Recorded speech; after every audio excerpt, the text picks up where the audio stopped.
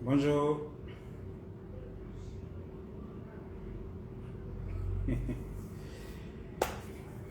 Bonjour, bonjour, bonjour, bonjour.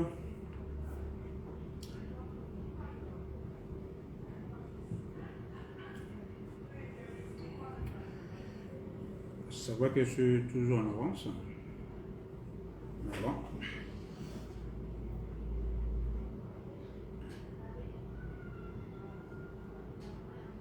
Bonjour. Vous allez bien? Le week-end, ça commence bien. Ça va bien chez vous? Le week-end commence bien. Pour que le week-end commence bien, ça veut dire qu'il faut bien travailler. Voilà, parce que c'est quand on est satisfait des résultats de la semaine qu'en réalité on peut avoir un week-end paisible. Mais si tu n'as pas fait le travail qui est à faire, si tu n'as pas atteint les objectifs, il est clair que bon, on ne peut pas tenter le week-end. Voilà, je voudrais vous saluer. Est-ce que vous m'entendez? J'ai bien juste qu'on puisse me répondre. Voilà, pour m'assurer que vous m'entendez parfaitement. Je prends toujours cette précaution pour m'assurer en fait, parce que quelquefois à l'écran, alors je vais vérifier ici là.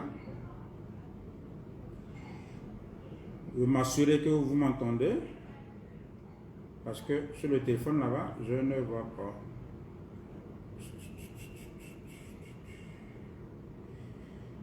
Quels sont ceux qui sont en ligne? Quels sont les pays qui sont représentés? Alors le thème d'aujourd'hui est vraiment assez important parce que ça concerne tout le monde. Aussi bien ceux... Voilà, ok, d'accord, il y a beaucoup déjà de réponses là. Voilà, 5 sur 5. Merci Franck Wakou. Merci Afifa Hassan. Des Comores. Oula. Salut à nos frères comoriens. Voilà, écoute parfaite. Ok, super. Côte d'Ivoire, on entend bien. Ok, parfait. Ok, je suis rassuré. Alors, donc, comme vous pouvez le voir, je ne suis pas au bureau, je ne suis pas dans un de mes bureaux aujourd'hui.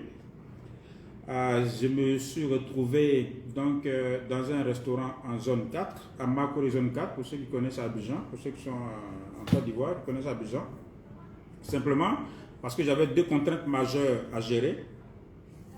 À 17h30, j'ai un rendez-vous, une rencontre importante dans la zone à 17h30, mais en même temps, j'avais rendez-vous avec vous à 16h. Donc, si je devais rester aux deux plateaux, bien au plateau, dans un des bureaux, pour faire, comme j'ai l'habitude de le faire, pour faire le live, je serais en retard à mon rendez-vous de 17h30. Donc, j'ai préféré déjeuner ici, et puis faire le live, et puis être à l'heure à 17h30. Donc, il y a deux leçons que je vais vous faire passer. Déjà, c'est de respecter l'heure, mais de deux, c'est de faire en sorte que vous preniez plaisir dans votre vie professionnelle. Si vous ne prenez aucun plaisir dans votre vie professionnelle, dans votre vie de tous les jours, vous allez à un moment donné baisser les bras. Vous n'aurez plus envie d'avancer dans la vie parce que vous allez vous rendre compte que finalement, ça ne sert à rien de faire tous ces efforts, de travailler durement. Et puis bon, finalement, ça ne vous profite pas. Donc, si vous venez dans un restaurant, je vais vous faire visiter d'ailleurs le restaurant rapidement. C'est le restaurant Le Pichet. Comme ça, pour ceux qui veulent découvrir, ils pourront venir découvrir parce que là, j'ai déjeuné. Et comme il était l'heure, j'ai demandé à Lionel, donc le propriétaire du bar, de me laisser faire mon live ici. Donc, si quelquefois vous entendez des bruits, c'est parce que dans la salle d'à côté, il y a bien sûr des clients. Aujourd'hui, le thème, ça va être comment réussir donc son entretien d'embauche. Voilà, comment réussir son entretien d'embauche. On va bien sûr, comme vous êtes en avance, le temps que les retardataires arrivent, je vais répondre à des questions que vous avez posées dans la première vidéo qui portait sur le CV. Je vais répondre à ces questions. Et puis, 15 minutes après, on va entamer le thème du jour qui est comment réussir donc son entretien d'embauche.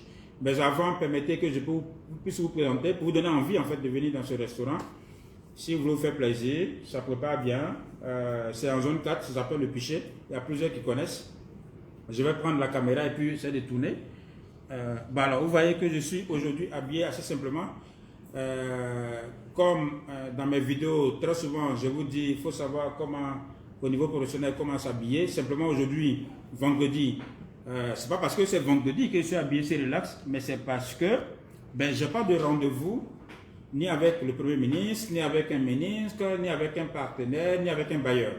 J'étais simplement avec mes équipes. Je n'avais pas de rendez-vous, je n'ai pas de réunion. Donc, du coup, je n'ai pas besoin de me mettre dans une tenue de travail. En Côte d'Ivoire, la tenue de travail, c'est costume cravate. Voilà. Voilà. En tout cas, dans le domaine de l'administration, des grandes entreprises, c'est costume cravate. Bien sûr, dans d'autres domaines d'activité, ça va être d'autres tenues. Voilà. Donc, juste pour expliquer pourquoi je suis relax. Un, c'est vendredi. Deux, je n'avais pas de rendez-vous de travail, de réunion, on va dire institutionnelle. Donc, je vous présente rapidement le pichet pour vous encourager à venir ici. Et puis, dans 2 minutes, on va... Bon, alors... Comment je vais tourner ce truc? Voilà, ok. Donc, ici, en fait, vous avez une salle privée. Hein, c'est le pichet. Ça, c'est salle non-fumeur. C'est en zone 4. Oui, les filles ont commencé. Hein. Voilà, ce sont les charmantes. Hein, c'est le personnel du pichet. Vous avez ici une salle. Bon, c'est la salle fumeur, mais c'est resto aussi. Lionel, tu veux dire un coucou à mes amis? Mes amis, mes collègues. Bonjour, monsieur.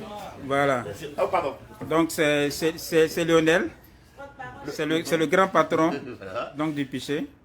Alors, il faut faire comme toi tu fais, il faut venir au pichet. Voilà, c'est tout. C'est inspiré pour les affaires. Si, ça inspire. Allez, voilà. Et ce sont les filles de Lionel. Voilà, ce sont les filles de Lionel, voilà. Merci. Le poulailler. Ok, d'accord. Ben bon, c'est un personnel très sympa, ça prépare bien, ils sont vraiment très sympas. Donc si vous voulez bien manger, vous voulez bien déstresser, ça vaut le coup de venir ici. Voilà, donc on va, je retourne la caméra. Voilà, donc j'espère que vous me voyez bien. On va donc commencer rapidement. Je vais commencer par répondre à des questions. Mais comme je le dis ici, vous avez des questions sur la première vidéo qui portait sur les CV. Vous pouvez toujours poser la question. Et puis bien sûr, je vais répondre. Alors, j'ai reçu donc des questions. Bon, j'ai pas mis les noms, hein, mais je vais répondre à ça rapidement. Ça nous permet donc d'échanger déjà avec vous qui êtes en ligne. Et puis, le temps que les retardataires nous prennent en marche. Alors, il y a quelqu'un qui a posé la question de savoir comment faire le CV lorsque l'entreprise n'a pas fait de demande. Je rappelle, pour ceux qui nous prennent pour la première fois, que sur cette page, on parle essentiellement des métiers liés à la gestion de projets de développement. Donc, on fait des formations sur comment préparer un projet. Voilà, on va faire beaucoup de choses. On a déjà commencé. Et puis, à côté de ça, les vendredis, c'est vraiment vendredi open. Vendredi, voilà, on parle de tout autre sujet. Donc, les sujets qui intéressaient beaucoup les gens, c'est comment réussir à se faire embaucher. Dans la vidéo de la semaine dernière, on a vu comment élaborer son CV pour se donner les chances d'être recruté. Donc, c'est une vidéo d'environ 1 heure de temps. Et puis, aujourd'hui, donc, c'est comment réussir l'entretien d'embauche. Et comme il est 16h08 et que nous avons commencé à temps, on va profiter donc de ce temps d'attente des retardataires et puis, mais surtout, aussi favoriser ceux qui sont à l'heure en répondant donc à des questions qui ont été posées à la suite de la vidéo sur le CV. Donc, quelqu'un demande comment faire le CV lorsque l'entreprise n'a pas de demande. C'est-à-dire qu'une entreprise n'a pas formulé de demande de recrutement, n'a pas fait d'annonce de recrutement. Donc, comment faire le CV? Parce que j'avais expliqué dans la vidéo de la semaine dernière, dans le live de la semaine dernière, qu'il fallait adapter, n'est-ce pas, le CV à ce qui est recherché. Pour ceux qui n'avaient pas suivi, vous n'avez qu'à aller sur ma page. Vous allez voir, c'est écrit clairement comment préparer son CV pour se donner les chances d'être recruté. Donc, j'avais expliqué comment on élabore le CV. Alors, la question qui est posée ici, il y a 2 questions qui vont ensemble. Donc, comment faire le CV lorsque l'entreprise n'a pas fait de demande? Donc, il n'y a pas de thème de référence, il n'y a pas de descriptif du poste. Donc, comment faire le CV? Puisqu'on ne sait même pas ce que les gens recherchent.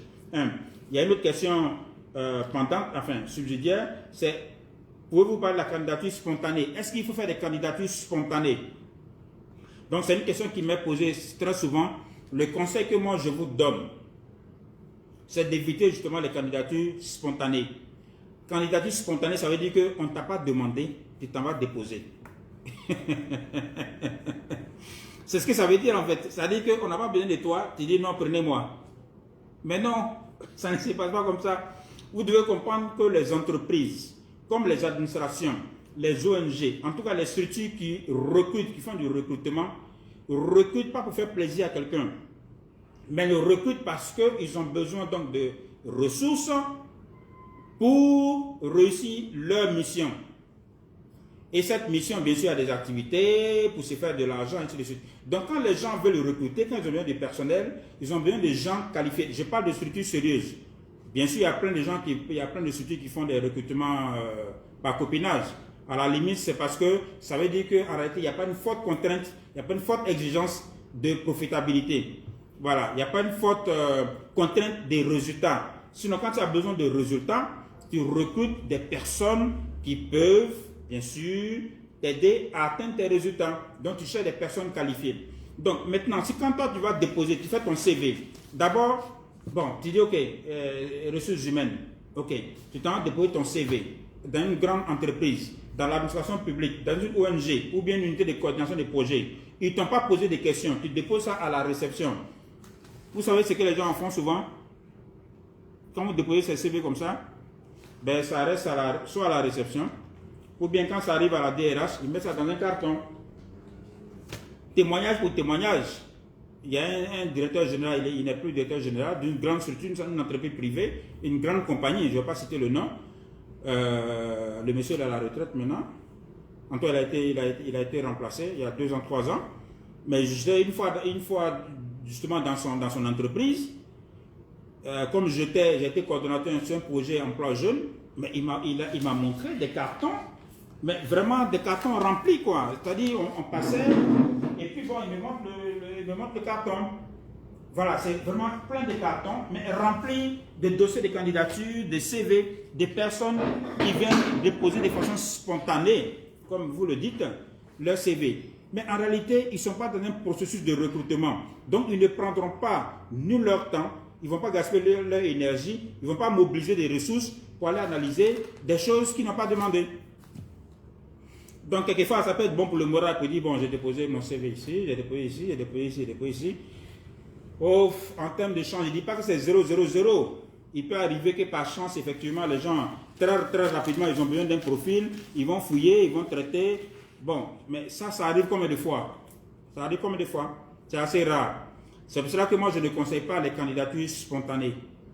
Il faut être aux aguets. Quand on cherche du travail, je l'ai toujours dit, ton travail, c'est de chercher travail. Ça veut dire quoi? Ça veut dire que tous les jours, il faut aller sur les espaces où on peut trouver les annonces, notamment les journaux de grand tirage. Aujourd'hui, j'ai pris, chez nous en Côte d'Ivoire, ici, il y a un journal de grand tirage qu'on appelle Fraternité Matin. J'ai pris parce que Fraternité Matin, tous les jours, il y a au moins un avis d'appel à candidature, au moins un. Quelquefois, vous avez 2, 3, 4, 5. Il y en a toujours. Et dans tous les pays, il y en a toujours. Ça veut dire que les gens sont toujours à la recherche. Excusez, je vais leur dire de baisser le son là. Laura,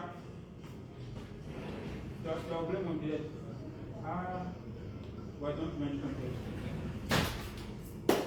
Voilà, ce sont les aléas du direct. Ici dans les restaurants. Voilà, donc je n'encourage pas les candidatures spontanées. Attendez que l'entreprise ou bien l'administration ou bien l'unité de coordination du projet ou l'ONG publie, soit sur le net, soit dans un journal. En tout cas, il y a les canaux pour dire je recrute tel profil. C'est en ce moment donc que vous pouvez adapter votre CV, comme je l'ai expliqué dans la vidéo du vendredi dernier. Donc je n'encourage pas les candidatures spontanées parce que, bon, enfin, tu réponds à quoi hein, concrètement? C'est comme si tu viens déposer un devoir un beau matin sur la table de ton professeur de mathématiques, mais tu n'as rien demandé. Et puis tu dis non, voici mon devoir. Mais tu réponds à quelle question? Parce que faire son CV, c'est de répondre à une question, à un ensemble de questions que j'ai eu à présenter la dernière fois. Mais là, quand tu viens, sans même qu'on te donne un sujet de devoir, tu viens toi-même remplir ton devoir, puis tu viens déposer. Ok, tu réponds à quoi? Le professeur, il t'évalue par rapport à quoi? Voilà.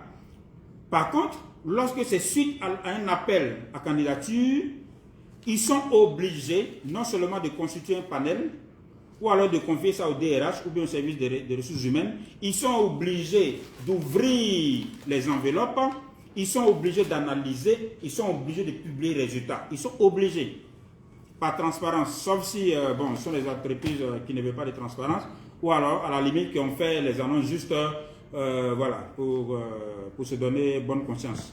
D'accord? Donc je n'encourage pas les candidatures spontanées. Bon, maintenant libre à chacun en fait. Autre question c'était... Alors, il y a un qui a posé une question qui peut avoir un relent politique, mais je vais répondre. Je ne suis pas du domaine politique, moi je suis un technicien, je suis un professionnel. Mais il dit, ce que vous dites, c'était dans la vidéo la semaine dernière, il dit ce que vous dites, c'est l'idéal. En fait, il trouve que je suis un rêveur en fait. Mais il m'informe et il dit, mais retenez que dans plusieurs pays d'Afrique, ce qui se passe aujourd'hui, ce qui compte aujourd'hui, c'est le militantisme dans le parti politique en place. C'est-à-dire pour lui, ce que j'ai expliqué comme démarche scientifique, stratégie, marketing, tout ça pour réussir son CV, lui il estime que le chemin le plus court, c'est d'être militant du parti politique au pouvoir. Bon, chacun fait son choix. Chacun fait son choix.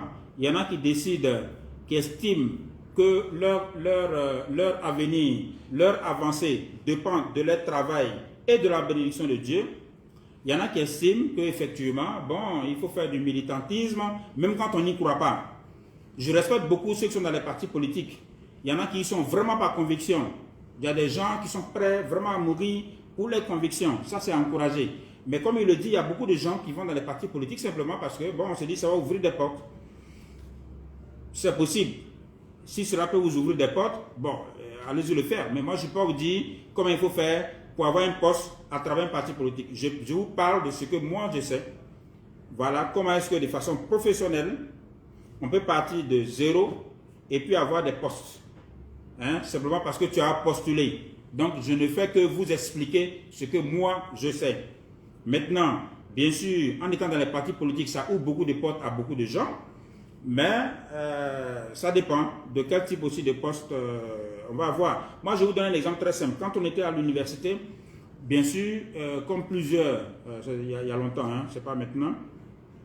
Donc, c'est vrai qu'on suivait un peu à gauche, à droite. Mais à un moment donné, je me suis assis, j'ai dit, mais attendez, même si cet homme politique que je suis, demain, s'il veut m'aider, qu'est-ce qu'on va me demander? On va me demander un diplôme. On va me demander au moins le diplôme. Même si l'homme politique veut m'aider, il va me demander et le diplôme. Est-ce que tu as cette formation? Mais si je n'ai pas la formation, il ne pourra rien faire. Ce n'est pas parce que tu as été grand militant partout que du coup on va te nommer DG d'ici ou bien directeur de ceci ou bien ça du service. Alors que tu n'as même pas le bac. Ce n'est pas possible. Je me suis dit, mais écoute, arrête tout ça, concentre-toi sur tes études. Au moins avec un diplôme, après, par la grâce de Dieu, tu peux te faire un chemin. Mais ça sert à quoi de courir à gauche, à droite, espérant que l'homme politique va t'ouvrir, va te nommer quelque part, va te donner un boulot, alors que tu n'as aucune formation. Plusieurs sont d'ailleurs frustrés parce qu'on leur dit, ben, tu n'as pas le niveau.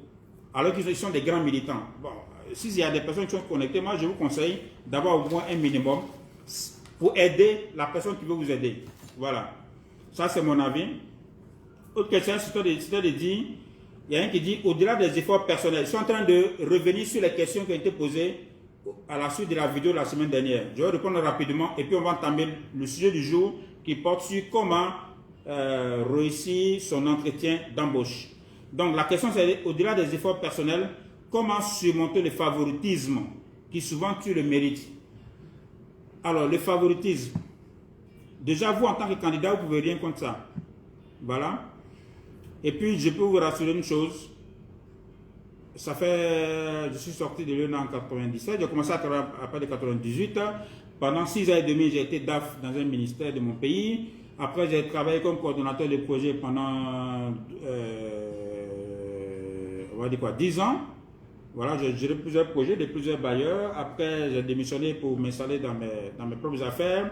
Après, dans ce cadre-là, donc on m'appelle pour faire des consultances. Je peux vous assurer d'une chose, quand une structure est sérieuse, quand les gens, de façon générale, ils cherchent des personnes qui peuvent leur donner des résultats. Ça, vous pouvez vous rassurer vraiment de cela.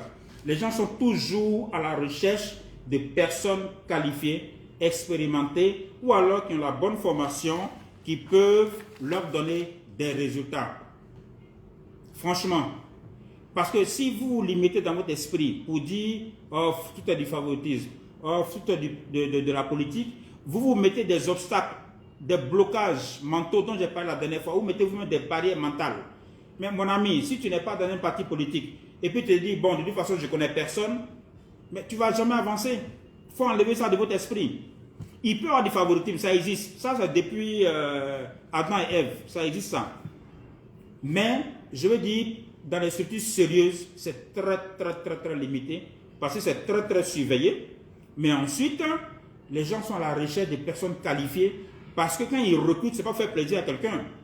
C'est pour, bien sûr, tirer le meilleur profit. C'est pour, je vais dire quoi, exploiter cette personne, exploiter les compétences, les qualités de cette personne-là pour l'atteinte de leurs résultats. Donc, certes, il y a le favoritisme, mais dis-toi que si tu fais très bien les choses, si tu suis la démarche que je suis en train de dire, si tu enlèves les barrières mentales, franchement, tu vas te faire ton chemin. Parce que si toi-même tu mets les barrières, je t'assure que même Dieu ne peut rien pour toi.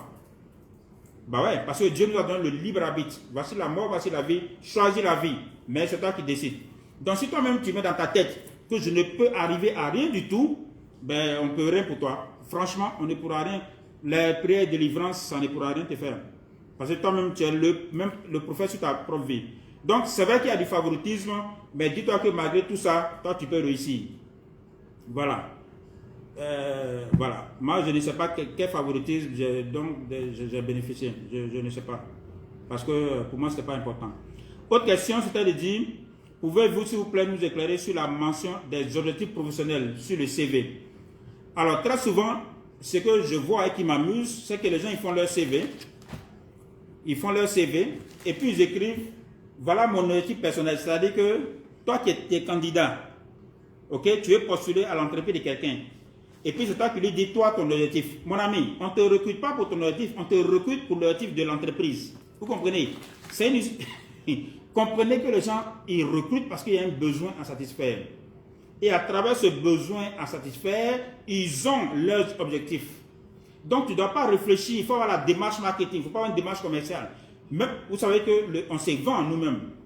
Donc, quand tu te vends à une entreprise, il faut se dire quel est l'objectif de l'entreprise, quels sont les besoins de l'entreprise que je peux satisfaire. C'est ce qui va faire que l'entreprise va me recruter. Si l'entreprise ne te recrute pas pour satisfaire tes besoins, elle s'en fout de tes ambitions, dans un premier temps. Elle s'en fout de tes objectifs. Tu dis non, mon objectif, c'est d'entrer dans votre entreprise pour m'améliorer. Mais vous pensez que c'est le service social? Non, ce n'est pas le service social. L'entreprise n'est pas là pour vous aider à vous améliorer. L'entreprise est là parce qu'elle a besoin de vous. Elle a besoin de vous pour satisfaire ses besoins. Donc il faut que ce soit clair dans votre esprit. Sortez de cette mentalité de non, c'est pour nous aider. Sortez de la mentalité d'aide. Ne cherchez pas à ce qu'on vous aide. Les seules personnes qui peuvent vous aider là, c'est toi et puis maintenant Dieu.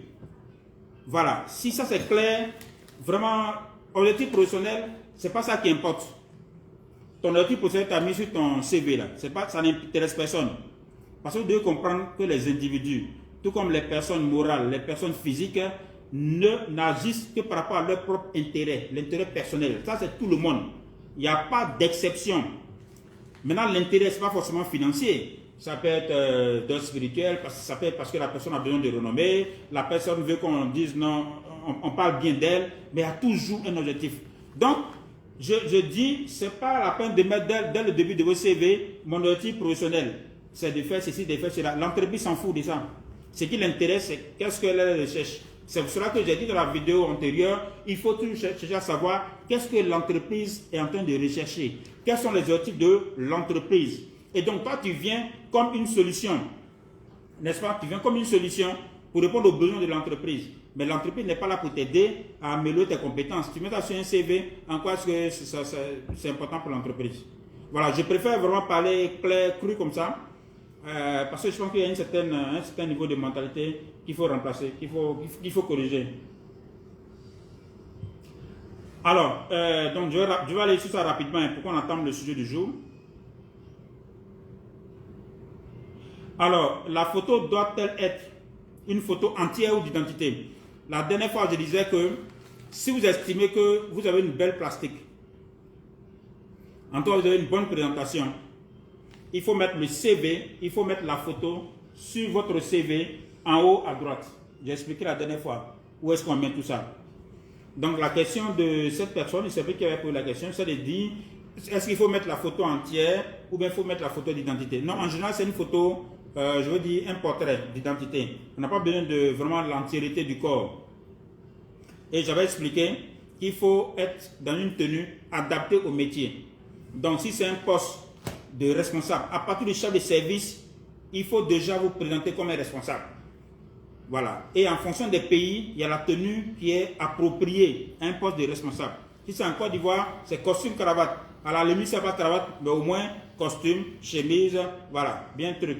Maintenant, comme je dis adapté, si c'est pour un poste, par exemple, d'électromécanicien dans une usine, vous n'avez pas besoin de vous mettre sur votre CV en costume, cravate.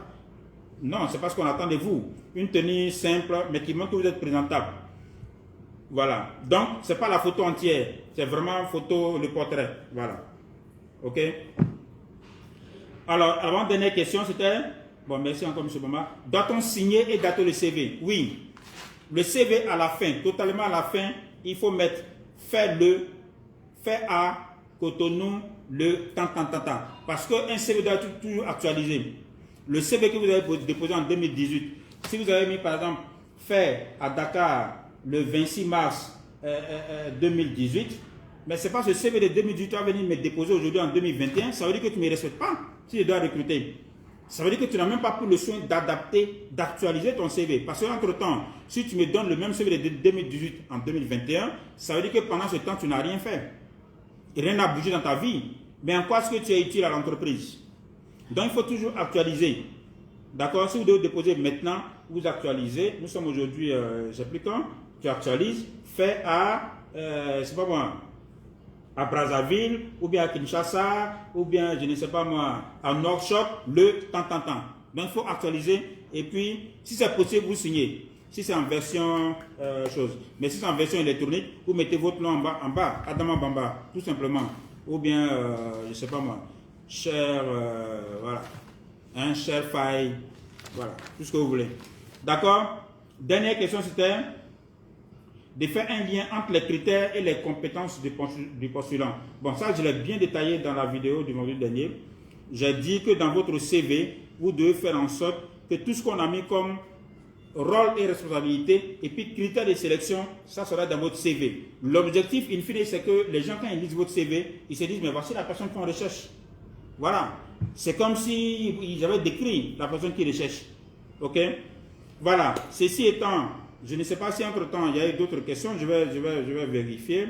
S'il n'y en a pas eu, on va entamer le sujet du jour, qui est aussi passionnant comme celui du vendredi dernier, et qui, en principe, devrait, en tout cas, intéresser tout le monde, que ce soit des travailleurs qui veulent un mieux-être, qui veulent des emplois supérieurs, que ce soit des chômeurs, que ce soit des personnes qui veulent aller à la retraite. Donc, je parcours rapidement pour voir si il y a des questions. Bon, Emma, merci. Tu reprends, c'est bien. C'est la meilleure façon de retenir. Donc, elle reprend souvent ce que j'ai dit. Voilà. Ok, très bien. Donc, on va passer rapidement au sujet du jour. Mais faites comme vous avez l'habitude de le faire. Quand il y a des questions, mettez-les à la fin. Je vais revenir et puis on va ensemble voir ces questions-là. Sans souci. On ne va pas se mettre de pression. On va répondre à toutes les questions. Alors, le sujet du jour, c'est donc comment... Excusez-moi, je prends ma tablette. C'est donc comment réussir son entretien d'embauche. Donc, avant d'arriver à ça, je voudrais rappeler qu'on a vu le vendredi dernier vraiment comment réussir son CV. Voilà, comment préparer son CV. On a les grandes lignes. Hein. On a dit déjà, il faut au moins s'approprier l'annonce. Il faut lire les thèmes de référence et analyser, étudier même. Je vous ai dit, c'est comme un sujet d'examen. C'est comme un sujet de concours. Parce qu'en réalité, le recrutement, c'est un concours. Voilà. Quelquefois, on dit il y a 2 places, 3 places ou bien une place, mais vous avez 200 dossiers. Donc, c'est un concours, ce n'est pas un examen. Un examen, si tu as 10 sur 20, tu passes. Mais un concours, tu peux avoir 16 sur 20 et puis tu es éliminé. Parce qu'on cherche le meilleur. Donc, ça, il faut que vous ayez ça à l'esprit. Et pour réussir ça, il faut bien maîtriser le sujet du devoir. Quelles sont les questions qui sont posées? Donc, il faut bien analyser parce que ton CV doit pouvoir répondre à ce que les gens recherchent. Bien sûr, si ton profil te le permet, ne dis pas de mentir. OK? Et on a dit donc qu'il faut adapter son CV. Et puis, donc dans la vidéo précédente, on a vu ce qu'on doit faire avant de déposer son CV. On a vu ce qu'il faut faire au moment de déposer le CV. Et on a vu aussi ce qu'il faut faire après avoir déposé son CV. Je ne vais pas revenir sur ça. Je vous réfère simplement à la vidéo de la semaine dernière. Le thème d'aujourd'hui, comment réussir son entretien d'embauche. Ce qui est bon de savoir, d'abord, je vais dans la présentation, on va voir la première chose, en premier lieu, quelles sont les choses à faire avant l'entretien. Donc, vous avez déposé votre CV, vous avez fait comme je l'ai dit. Dieu merci, on vous a convoqué à l'entretien d'embauche. Voilà. Donc, qu'est-ce qu'il faut faire avant même l'entretien d'embauche? C'est-à-dire, dès que tu as déposé le CV, qu'est-ce qu'il faut faire jusqu'à ce qu'on t'appelle et jusqu'à ce que tu ailles à l'entretien? Qu'est-ce qu'il faut faire le jour de l'entretien? Et le jour de l'entretien, il y a 2 étapes. À votre arrivée, qu'est-ce que vous devez faire? Et pendant l'entretien, comment vous devez vous comporter? Et on verra aussi, bien sûr, après l'entretien, qu'est-ce qu'il faut faire. Mais avant ça, je voudrais vraiment mettre l'accent sur un élément essentiel, ce que vous devez savoir. À quoi sert l'entretien d'embauche? À quoi sert l'entretien d'embauche? Puisque vous partez à un entretien d'embauche, vous devez savoir, mais c'est pourquoi? Qu'est-ce que les gens me veulent? J'ai déposé mon CV, on estime que je suis bon, on m'appelle à un entretien d'embauche. Mais il faut savoir pourquoi on t'appelle à un entretien d'embauche, pour savoir comment te préparer. Et comme le thème porte sur comment réussir son entretien d'embauche, j'ai estimé qu'il est important que vous sachiez certaines choses. L'entretien d'embauche vise à mettre, si vous voulez, une personnalité sur un papier. Vous avez déposé votre CV. Dans votre CV, vous avez bien détaillé les choses. Vous avez bien présenté. Et en général, pour un poste, souvent les gens peuvent présélectionner jusqu'à 5 ou 6 personnes. Donc quand on vous appelle à l'entretien d'embauche, ne croyez pas que vous êtes déjà retenu. Non, la lutte continue. Hein? La lutte continue. La compétition se poursuit. Donc il ne faut pas vous dire, on m'a appelé et tu vas commencer à informer tout le village, tous les cantons, ta maman pour dire non, bientôt j'aurai un travail. Il faut garder ça pour l'instant pour toi, parce que tu es encore dans la compétition. Quelquefois c'est une seule place, mais ils peuvent inviter 6 personnes. Donc ça c'est bon à savoir. 6 personnes à l'entretien. Pourquoi? Parce qu'ils veulent savoir, au-delà de ce qui est écrit sur les CV, au-delà de ce qui est écrit sur les CV, qui est cette personne? Quelle est sa personnalité? Qu'est-ce qu'elle sait concrètement? À quoi cette personne-là ressemble? C'est à ça que ça sert l'entretien. Donc, voir votre personnalité qui est au-delà du papier, découvrir ce que vous savez et ce que vous savez faire. Parce qu'on va vous poser des questions sur ce que vous savez faire. D'accord? Je vous dis tout à l'heure, je vous donne des astuces, ne vous en faites pas. Donc, l'entretien aussi va servir à découvrir qui vous êtes, au-delà donc de l'écrit. C'est comme un jeu d'invisibilité. Bon, pour ceux qui ont mon âge ou plus, avant on faisait des jeux d'invisibilité. Donc, bien entendu, il y a un groupe d'hommes et un groupe de femmes. Et puis on s'écrit pendant un certain temps. Bon, il n'y avait pas Internet, hein. Il n'y avait pas Internet, il n'y avait pas Facebook, WhatsApp. Aujourd'hui, je pense que c'est impossible de faire jeu d'invisibilité. Parce qu'aujourd'hui, il suffit d'avoir le nom de quelqu'un, tu vas sur sa page Facebook, puis tu as toutes ses photos, quoi. Et puis à la limite, tu as tout son historique, tu sais tout de la personne. Voilà. Mais aujourd'hui, mais avant ça, il n'y avait pas ça. Donc on faisait les jeux d'invisibilité. Il y a des gens qui organisent ça, hein, quand on était au collège et au lycée. Donc on s'écrit pendant un certain temps, pendant une certaine durée, on s'écrit des belles lettres. Donc vraiment, tu es pressé de savoir c'est qui cette personne. On a réussi à établir une connexion invisible par nos écrits, mais tu es pressé de savoir mais c'est qui. C'est la même chose. Vous avez déposé votre CV les a séduits. Ils voient que cette personne-là répond à notre besoin. Cette autre personne répond à notre besoin. Elle n'est pas mal. Tant. Parce que l'analyse des CV, je vous l'ai dit, c'est sur la base des critères qui ont été annoncés. Donc, ils font des notations, ils notent. On note sur ordinateur, il y a tout un comité, et puis on note, quelquefois on projette, et puis on fait un classement. Donc, sur les 200, voici les 5 qui arrivent en tête. Donc, on invite les 5 à l'entretien. Tout juste pour vous dire, quand vous partez à l'entretien, comprenez que la compétition se poursuit, vous n'êtes pas encore retenu, et on s'en va surtout découvrir qui vous êtes en réalité, comment vous parlez, comment vous vous tenez, et puis qu'est-ce que vous savez faire. Tout à l'heure, je vais rentrer dans certains détails.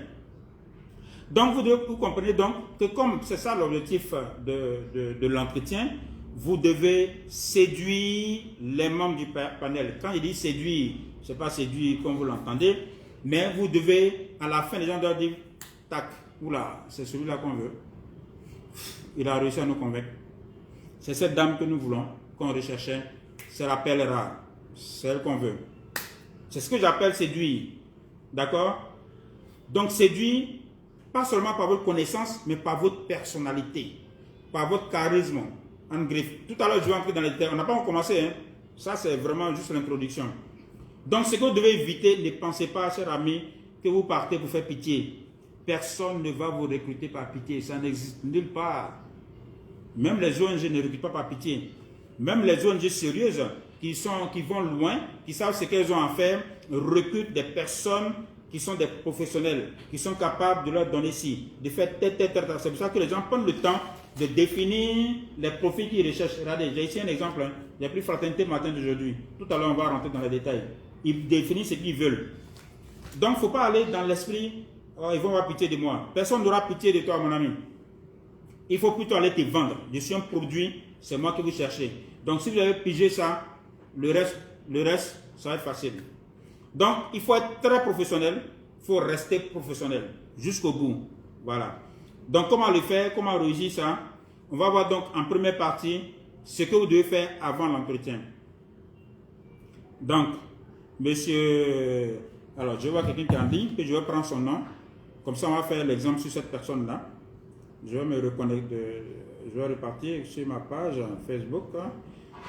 Bon, ceux qui commentent là, ça me permet plus facilement d'avoir leur nom. Donc, M. Issa Sadou, voilà. M. Issa Sadou avait posé une question, donc je vais enchaîner sur ça. Donc, M. Issa Sadou, je ne sais pas c'est quel pays, mais M. Issa Sadou donc, a déposé son CV pour un poste, ça peut être n'importe quel poste. Il a vu dans le journal des grands tirages de son pays, il a vu ça sur Internet, ok, il y a plein de sites, hein. Peut-être qu'un jour je ferai même une présentation sur ça, sur les différents sites où vous pouvez trouver les postes. Donc, il a fait son CV de façon vraiment professionnelle. Et puis, M. Sadou est invité à l'entretien. Qu'est-ce que vous devez faire avant l'entretien? D'abord, ça, je n'avais pas noté ça dans mon fil conducteur. Vous devez savoir que quand on vous invite à l'entretien d'embauche, ne pensez pas que dès que vous avez déposé le CV, la semaine d'après, ils vont vous appeler. Enlevez ça de votre esprit parce que c'est lorsque vous vous attendez à cela que ça vous démotive. Vous vous découragez parce que vous dites, mais j'ai déposé, pourquoi depuis ils ne m'appellent pas? C'est que j'ai échoué. Non, je l'ai dit, quelquefois on peut déposer les CV, mais je connais des organismes sérieux, je vous dis sérieux, je ne dirais pas le nom, mais sérieux, qui peuvent attendre 3 mois ou 6 mois avant de donner les résultats, avant d'appeler les gens à l'entretien. Donc, il ne faut jamais vous décourager à ce stade-là. Voilà, ça c'est vraiment une parenthèse que je voulais faire. Et donc, qu'est-ce que vous devez faire avant l'entretien? C'est-à-dire, vous avez déposé votre CV, n'attendez même pas qu'on vous appelle à l'entretien. Si vous avez bien fait votre CV, vous estimez que vous avez bien fait, vous n'avez pas pris un CV générique comme je l'ai décrit la dernière fois, vous êtes allé déposer, vous avez bien fait votre devoir, vous avez déposé, vous vous dites, il est fort probable que je sois appelé à l'entretien. Dans ce cas, ce que vous devez faire, c'est de vous renseigner sur les missions et les domaines d'intervention de l'entreprise. Si c'est une entreprise qui recrute, si c'est une administration, si c'est une unité de gestion de projet, si c'est une ONG, la structure qui recrute, s'il vous plaît, il faut vous renseigner. Vous renseigner, c'est quoi? Aujourd'hui, on a l'information qui est de source blanche, c'est-à-dire qu'elle est disponible partout. Allez sur Google, vous tapez le nom de la structure. Si c'est une structure sérieuse, vous allez la trouver sur Internet. Vous allez savoir quelle est la mission, quel est ce domaine d'intervention. Souvent, même, ils mettent un peu les objectifs de l'année, ils mettent le nom ils mettent l'organigramme, vous avez le nom du PCA, du DG, vous avez toute une information. C'est-à-dire, ça vous aide vous-même à vous projeter déjà en esprit, n'est-ce pas, dans l'entreprise, mais mieux à connaître l'entreprise. Il est arrivé plusieurs fois des panels auxquels j'ai participé moi-même, à la fin, on demande, c'est-à-dire à la personne de nous dire ce qu'elle en sait, par exemple sur l'entreprise. Mais les gens, ils n'ont pas d'informations. Tout ce qui les intéresse, on dit on cherche un comptable. Donc lui connaît son travail de comptable, point barre. Mais mon ami, celui qui recrute, la structure qui recrute là, a aussi besoin que tu t'intéresses à elle. Ah oui, c'est vrai que tu connais ta comptabilité, mais est-ce que moi, entreprise, je t'intéresse? Le minimum, c'est de savoir au moins dans quel domaine l'entreprise. Parce que la comptabilité, on peut l'appliquer un peu à tout. Dans le domaine, dans une unité agricole, dans un cabinet de formation, dans une banque de développement, dans une banque commerciale, dans tous les domaines, on peut appliquer ton métier. Mais eux, ils ont besoin de savoir, est-ce que ce monsieur ou bien cette dame qui maîtrise son métier technique, est-ce qu'il pourra l'adapter à nous, nos besoins? Encore une fois, ce qui les intéresse, c'est eux, ce n'est pas toi. Donc le minimum, c'est de savoir au moins c'est qui ces gens-là. Donc il faut avoir des renseignements sur vraiment la structure. Ça c'est un. De deux, donc je l'ai dit, sur les responsables de l'entreprise. Parce que vous savez, à un moment donné, surtout à un certain niveau, ce qui compte là, c'est beaucoup plus invisible que visible. C'est-à-dire, vous pouvez avoir le cœur de quelqu'un simplement parce que vous parlez d'un sujet qui est sa passion. Vous parlez d'un sujet qui l'intéresse. Est-ce que vous savez qu'à un certain niveau, les gens vont jusqu'à savoir quel est l'enfant préféré d'un responsable? Bon, je ne dis pas des recrutements d'un certain niveau, mais enfin, mais d'un certain niveau, ce qui compte, ça devient maintenant, c'est l'affectif maintenant qui compte. Monsieur Tan est le DG de telle entreprise, il doit recruter. Et on est 5 à l'entretien. Dis-toi que quand vous arrivez à l'entretien, en principe, au niveau technique, vous êtes quasiment au même niveau, au niveau technique. Ce qui va faire la différence, c'est le rendu.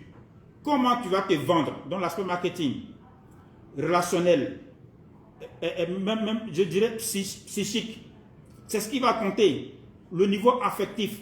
Quand vous réussissez à établir le contact avec un ou deux membres du panel sur des sujets sur lesquels vous vous entendez, ça établit une connexion tout de suite. Donc c'est pour ça qu'il est important, avant même d'aller à l'entretien, de vous intéresser aux membres du panel, si vous savez qui c'est. Mais si vous ne savez pas, essayez de vous renseigner au moins sur les responsables de l'entreprise.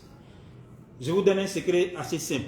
Si vous vous rendez compte qu'il y a un membre, par exemple, c'est un exemple, vraiment, je dis ça comme ça, je ne dis pas que c'est déjà arrivé, vous voyez qu'il y a un responsable de l'entreprise que vous voulez recruter, qui aime par exemple le tennis. Bon, je prends le cas du tennis parce que moi je joue au tennis depuis 20 ans. Voilà, j'aime le tennis, je joue au tennis, mais aujourd'hui je prends le cas bon, je ne vais pas parler de ça, ça va être un peu trop personnel, mais, et que vous avez aussi le tennis, ça vous coûte quoi d'aller sur votre club? Parce que ceux qui jouent au tennis, en réalité, chacun a son club. Il y en a qui sont pour la Côte d'Ivoire, il y en a qui sont à l'Ivoire, certains sont au golf, il y en a qui sont à... C'est pas un club, non, c'est pas un club. Voilà, je crois au Vallon là, il y a plusieurs clubs en fait. Voilà, il y en a même qui sont au campus. Mais ça te coûte quoi si toi tu es au club Ivoire d'aller chercher à jouer par exemple au campus, parce que la personne la joue là-bas, et puis un jour jouer avec la personne. Pourquoi? Parce que vous avez la même passion, ça va établir forcément un contact.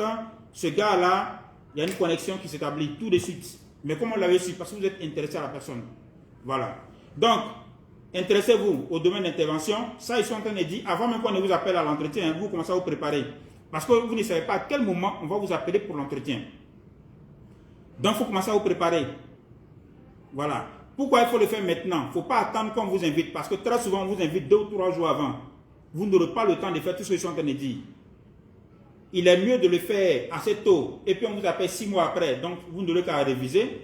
Et d'ailleurs, vous aurez le temps de mettre en application un peu ce que j'ai dit, que d'attendre, vous allez déposer, et puis bon, vous dormez, ou bien bon, vous faites autre chose, et puis bon, quelquefois on vous envoie le mail, parce que c'est des mails, hein. On envoie d'abord, puis on envoie un mail une semaine avant, quelquefois tu ne vois même pas ton mail.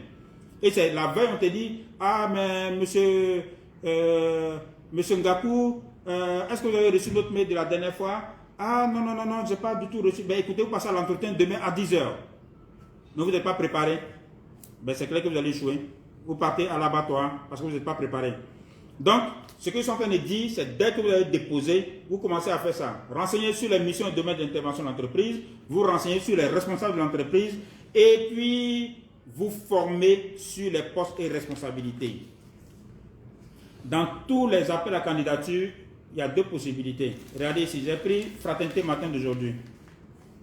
Donc, je vois ici qu'il y a un recrutement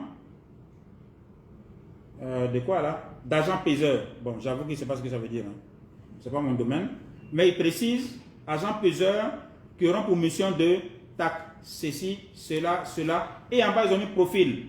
Vous avez au moins le bac, vous justifiez d'au moins 2 ans d'expérience professionnelle, de temps en temps, l'âge, de tel niveau de diplôme, ainsi de suite. Dans tous les appels. Et juste à côté, vous avez un avis de sélection pour le recrutement d'un assistant administratif à l'ambassade d'Italie. Donc ici, voici la deuxième possibilité. Là, ils ont dit ce que vous allez faire, donc responsabilité, et ils ont dit le profil. De l'autre côté, ils ont annoncé, ils ont donné la date limite, et ils vous disent, pour télécharger l'avis complet de sélection, dans les thèmes de référence dont je parlais, il faut aller sur tel site. Et puis, donc, il ne faut jamais se limiter à ça, il faut aller effectivement télécharger pour savoir qu'est-ce que les gens recherchent. On dit la personne doit faire ça, doit faire ça, doit faire ceci. Tu sais que tu ne sais pas entièrement faire, mais tu as monté ton CV, comme Bamba te l'a expliqué, et tu penses que tu vas arriver à l'entretien. Maintenant, prépare-toi pour l'entretien. Si tu as dit, par exemple, je prends un exemple simple, on vous dit que vous allez élaborer le budget, vous avez une maîtrise de gestion, vous avez fait ça à l'université, mais dans tout votre parcours, vous n'avez pas fait d'élaboration des plans budgétaires. Parce qu'on vous a toujours relégué à des postes où vous n'avez pas eu à faire ça. Vous avez certainement fait la comptabilité, mais vous n'avez pas fait ça. Mais dès lors que c'est ce que les gens recherchent, mais mon ami, ça te coûte quoi dès maintenant de commencer à savoir comment on fait la planification budgétaire. Parce que je vous l'ai dit, à l'entretien, on va vous interroger sur ce qui est écrit dans les thèmes de référence. C'est ce qu'ils ont écrit là. C'est sur ça qu'on va vous interroger. Si on dit que le monsieur doit faire ça, ça, ou bien la dame doit faire ça, ça, c'est sur ça qu'on va vous interroger parce qu'on veut savoir est-ce que tu as la connaissance, est-ce que tu as la pratique, est-ce que tu as le savoir-faire, est-ce que tu l'as déjà fait. On va te poser des questions, des cas pratiques. Si tu te trouves dans tel schéma, expliquez-nous comment vous allez faire ceci, ou bien expliquez-nous comment vous allez élaborer ceci. Mais dès lors que tu sais que tu n'as pas pratiqué ça, mais commence à te former. Commence à te former, que d'aller jouer au Ludo ou bien sur Facebook en train de vous intéresser à la vie privée des gens. Voilà, tel est sorti à l'autre, tel est arrêté et tout. Bon, ça on le fait vraiment quand on s'ennuie. Moi je le fais souvent, hein, je vais les écouter, c'est quand je m'ennuie. Mais franchement, quand on a des objectifs, on se focalise sur ces objectifs. C'est quand on les atteint, on passe à autre chose. Donc, j'appelle ça se former sur les rôles et responsabilités de ce que on recherche. J'avais pris un autre cas pratique, mais je ne veux pas que le live soit assez long. Sinon, il y a un autre poste, par exemple, le recrutement d'un spécialiste environnementaliste, quels que soient les postes. Alors, je vois ici le recrutement d'un comptable, par exemple. Dans tout ce qui est recrutement, dans les thèmes de référence, on vous précise les tâches et responsabilités. Donc, on dira, par exemple, qu'il est placé sous l'autorité du directeur, le comptable va faire ça, il va collecter ceci, il va engager les dépenses, il va suivre les paiements, c'est détaillé, tout est détaillé, et après on dit quelles sont les qualifications et expériences. On dit il doit être diplômé de ceci, il doit avoir telle connaissance, et c'est sur ça qu'on va vous interroger. En principe, ils ne vont pas s'éloigner, s'ils s'éloignent trop, ce n'est pas plus de 2 à 3 questions, mais c'est tout ce qui est dans les thèmes de référence, c'est juste pour vérifier est-ce que la personne effectivement sait faire ça, est-ce que la personne a la connaissance. Donc, c'est de se former sur tout ce qu'ils ont dit. Comme ça, quand on te pose la question, tu leur dis de façon pratique, voilà comment ça se fait. Tu les séduis par ton intelligence, par ton savoir-faire. Juste une parenthèse, j'ai moi-même participé au recrutement de 2 SPM en 2008. Pour moi, c'est un exemple vraiment intéressant.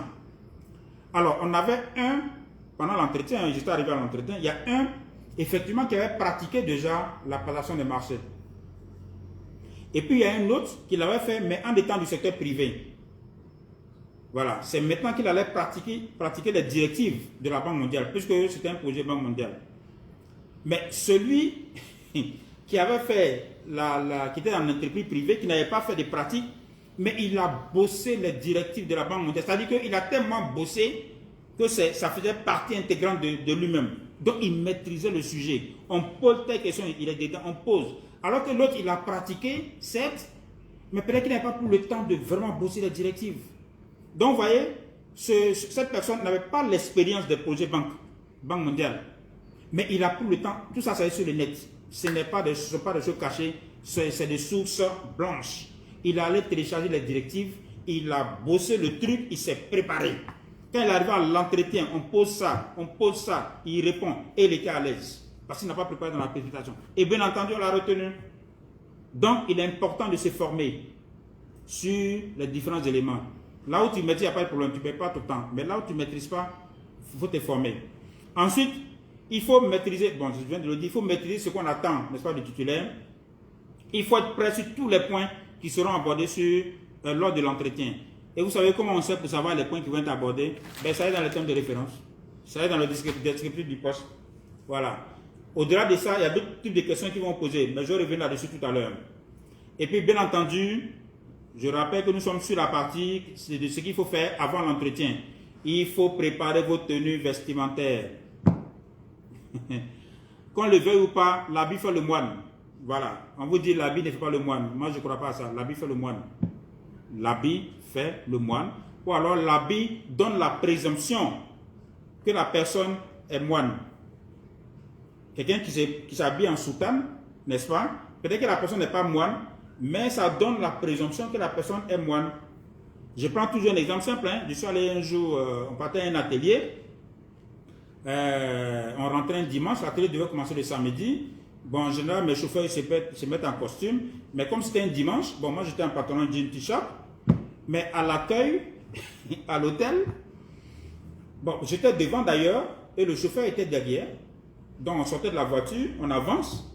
Mais les filles, les hôtesses là, m'ont dépassé et sont allées vers le chauffeur. Pourquoi? Il était en costume. Et moi j'étais en voilà, pantalon jean polo. Mais pourquoi? Parce qu'ils ont dit non, c'est certainement le boss qui est derrière. Parce que celui il y a un qui est en costume, il y a un qui est en polo. C'est forcément le boss qui est en costume. Donc on le veut ou pas, l'esprit humain se focalise sur certaines choses. Il faut mener sa vie en fonction de ça. Donc la tenue là, c'est important. Voilà. Donc avant d'aller à votre entretien, comme je l'ai dit, si vous êtes bien renseigné, vous allez savoir quel est le code vestimentaire, quel est le dress code, le code vestimentaire de cette entreprise. Et puis surtout de ce métier-là. Est-ce que c'est des gens en général, il faut être en pantalon jean chemise? Est-ce qu'il faut être en polo? Est-ce qu'il faut être en veste chemise sans cravate? Est-ce qu'il faut être en vraiment costume cravate? Si c'est le cas, si tu n'en as pas, ben, tu vas chercher. Il faut demander à un cousin, il faut demander ou alors tu as le temps d'acheter. Donc ça, c'est pour se préparer à l'entretien. Donc tu as fait tout ça. Maintenant arrive le jour de l'entretien. Et quand je dis arrive le jour de l'entretien, ça veut dire que, comme je l'ai dit, en général, on vous envoie un mail. Donc, vous êtes 200 candidats, sélection sur dossier, sur le CV, on prend les 6. Parce qu'il faut en prendre, s'ils prennent trop, c'est 10, parce qu'ils ne veulent pas perdre de temps en réalité. On ne veut pas perdre de temps dans les entretiens, parce que par personne, au cours d'un entretien, on peut faire 1 heure de temps. Voilà, on peut faire 1 heure de temps, quelquefois ça dépasse, quelquefois ça va vite, parce que quand tu n'intéresses pas les gens, bon, on évacue ça rapidement. Et moi, je l'ai déjà fait. Parce que tu sais que même si tu pas 2 heures à la personne, ce n'est pas la personne indiquée. Donc 15-20 minutes, bon, merci madame, merci monsieur. On va vous contacter. Voilà ce qu'on dit. Mais bon, ils ne sont pas obligés de vous contacter. Donc, pour dire, sur la base des dossiers, ils vont vous informer par mail. Donc, si vous avez déposé votre dossier quelque part, bien entendu, le schéma le plus simple, c'est de vraiment consulter régulièrement votre mail. Sinon, vous allez voir que c'est 2 ou 3 jours, ou bien la veille, ils vont vous appeler pour dire, ah écoutez, on vous envoie un mail, 30 ans, sur les choses. Donc, vous passez demain à telle heure. Voilà. Donc, arrive le jour de l'entretien. Ce que vous devez faire d'abord à l'arrivée, à votre arrivée. Parce qu'il y a ce qu'il y a à faire à l'arrivée, il y a ce qu'il y a à faire pendant l'entretien, il y a ce qu'il y a à faire au moment où vous avez fini l'entretien. À votre arrivée, s'il vous plaît, il faut arriver 30 minutes avant l'heure. En général, on vous dit toujours que vous passez à telle heure. Parce que si vous êtes 6, on fait une programmation. On dit il y a tel qui passe à 9 h, et puis l'autre va passer à 10 h, 11 h. Donc quand on vous envoie les mails, ou bien on vous envoie les textos, on vous précise l'heure. Donc si on dit vous passez à 11 h, arrivez au moins 30 minutes avant. 30 minutes avant. Pourquoi? Ça vous permet de vous calmer parce que vous êtes déjà sous stress, qu'on le veuille ou pas. Quelle que soit la personne, quand tu passes un entretien, on est toujours stressé. On est toujours stressé. Et donc, il faut arriver au moins 30 minutes avant. Ça vous permet donc d'arriver, de vous calmer et puis à la limite de vous connecter un peu avec l'espace. Et puis, vous avez le temps de voir un peu les autres candidats. Vous comprenez? Ça vous calme déjà. Mais il faut éviter d'arriver après l'heure. Donc, si on dit c'est 11 h et à 11 h, on vous appelle, M. Issa Sadou, et M. Issa Sadou n'est pas là, ça vous donne déjà une mauvaise image. Ça veut dire que ce gars-là, on ne peut pas compter sur lui, ou bien cette dame, on ne peut pas compter sur elle. Quelqu'un qui n'arrive pas à arriver à l'heure, en réalité, ça veut dire que tu n'es pas digne de confiance. Et ça, s'il vous plaît, chers frères, chers sœurs africains, il faut qu'on mette ça dans notre esprit. On n'aime pas respecter l'heure, ce n'est pas normal. Parce que lorsque on vous donne rendez-vous, ou même vous donnez rendez-vous, soit pour une réunion, soit pour une rencontre, dites-vous que l'autre partie va faire des efforts pour arriver à l'heure. Ça veut dire quoi? Ça veut dire que l'autre partie va sacrifier certaines choses, va sacrifier son sommeil, va sacrifier des rendez-vous, va sacrifier même peut-être un repas pour être au rendez-vous. Et très souvent, la personne se dit, ok, je vais recevoir la personne pendant 1 heure et puis j'ai un autre rendez-vous. Mais lorsque vous arrivez en retard de 30 minutes, ça bouleverse tout son programme et c'est un manque de considération, c'est un manque de respect pour la personne qui a fait l'effort, n'est-ce pas, d'être à l'heure. Donc, si c'est pour un entretien, si le premier jour tu arrives en retard, mon ami, même si tu es vraiment l'homme le plus intelligent de la terre, tu es déjà mal parti. Ça veut dire que tu ne viendras pas à l'heure au travail. Donc, il faut arriver au moins 30 minutes avant. Comme je l'ai dit, ça vous permet de vous calmer. Et puis de montrer que vous savez respecter l'heure. Je l'ai déjà dit et j'insiste encore, il faut venir bien habillé, en tenue adaptée. Adapté en fonction, bien sûr, de ce qui est pratiqué au sein de l'entreprise et il faut être bien coiffé. J'ai reçu des dames en entretien d'embauche. Franchement, tu te demandes d'où elle vient en fait. Est-ce qu'elle venait du marché d'Ayamé, les cheveux en bataille et puis, parce qu'en réalité, en fonction de votre tenue, ça donne une idée de ce que, du respect que vous portez au panel, aux membres du panel. Quand tu n'es pas correctement habillé, tu as les cheveux en bataille. J'ai même reçu quelqu'un un jour qui venait en entretien, pour un poste de suivi-évaluation, mais le monsieur, il dit qu'il venait, c'est pas d'où là, d'une mission. Il est venu en pantalon jean et puis polo. Je vous assure, on n'a même pas fait 30 minutes. Tu te dis, mais ce gars, d'abord, il ne me respecte pas, puis de deux, il n'est pas, c'est-à-dire, il n'est pas bon pour l'image de ma structure. Donc, à la limite, tu es pressé qu'il parte. Ça arrive très souvent à l'entretien, les gens sont pressés que tu partes. Simplement quoi? Ils n'ont même pas eu le temps de voir ton contenu. Mais déjà, toi-même, ta forme, tel que tu te présentes, tel que tu te vends, ben, ça veut dire que tu n'as pas de valeur. Je vous l'ai dit, l'entretien, c'est pour se vendre. C'est pour se vendre. Mais si déjà tu arrives mal coiffé, mal habillé, tu as choses, bon, par respect, ils te reçoivent, mais je vous assure que l'esprit n'est plus sur toi, parce qu'ils t'ont bien classé.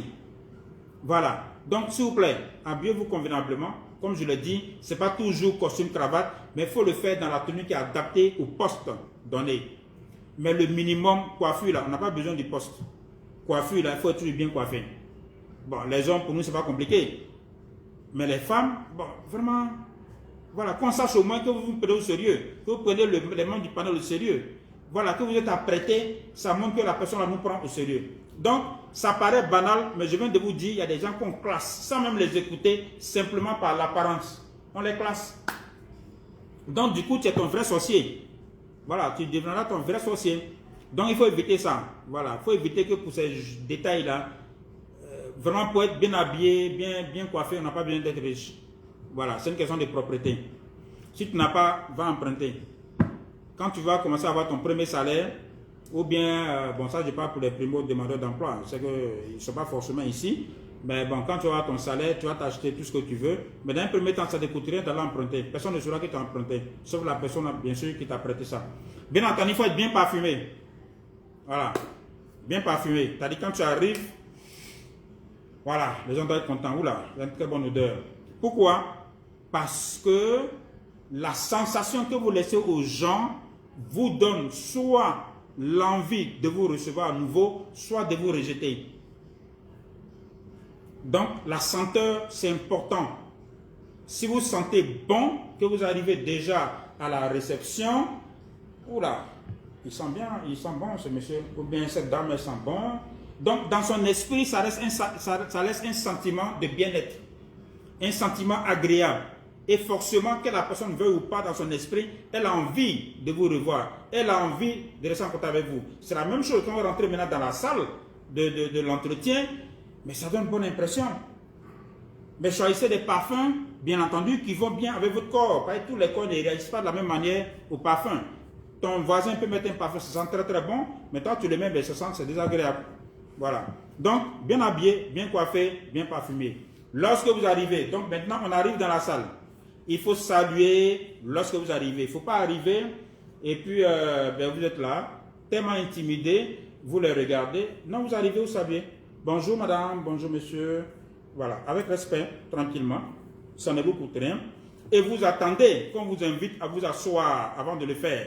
Mais on ne vient pas, hein? On ne vient pas là. Dès qu'on arrive, et puis on tire le fauteuil et puis on s'assoit. Non, vous arrivez, vous saluez. Bonjour, bonjour madame, bonjour monsieur. Et puis ils vous diront, prenez place. En ce moment, vous venez et vous vous asseyez tranquillement, sans faire trop de bruit. Parce que sachez que vous venez déjà en terrain hostile. Vous ne savez pas qui est contre vous, qui est pour vous. Et donc, vous venez vous asseoir tranquillement. Mais vous le faites parce qu'on vous a autorisé. Et lorsque vous êtes assis, il faut vous asseoir droit. Bon, je vais essayer de rabaisser un peu la caméra pour que vous puissiez voir un peu. Attendez. En fait, je veux qu'on puisse voir. Voilà, ok. Donc, vous asseyez droit. Il ne faut pas vous asseoir comme ça. Parce qu'en réalité, quand vous asseyez comme ça, ça donne le signal qu'en réalité, vous êtes en retrait. C'est-à-dire, voici la table. Donc, au lieu de vous asseoir là, vous vous asseyez comme ça. En réalité, on interprète ça comme quelqu'un qui n'est pas intéressé, qui n'est pas avec nous. Parce que les membres du panel sont de l'autre côté. Et vous êtes là, au lieu d'être là avec eux, vous êtes là. C'est une position d'abord désinvolte, mais ensuite, ça passe le message, en réalité, vous vous déconnectez d'eux. Mais pour être avec eux, parce que tout s'est fait dans le monde physique et dans le monde, je vais dire, invisible, il faut être assis, d'abord droit, ok? Vous êtes assis droit, vous posez vos mains comme je viens de le faire. Vous pouvez le faire comme ça, bien sûr, mais comme ça, ou comme ça. Et vous savez pourquoi il faut le faire comme ça? Moi, je préfère cette position-là. Simplement parce que lorsque vous allez intervenir, vous devez faire attention à votre gestuelle. Parce qu'il y a des gestes de la main qui donnent des informations à l'esprit de ceux qui sont en face, mais que vous n'arrivez pas forcément à capter. Donc, regardez, si vous voyez les ENAC, bon, j'ai la chance d'avoir été ENAC, même si après la démission de la fonction publique, déjà ça t'enseigne ça. Si vous voyez les grands ENAC, je pense les Français qu'on voit très souvent qui font la politique, vous voyez les grands ENAC, vous allez voir quand ils parlent comme ça. C'est-à-dire, là tu es en train d'expliquer, si tu peux faire trop de gestes, donc tu bloques ta main comme ça. Tu peux expliquer comme ça, comme ça.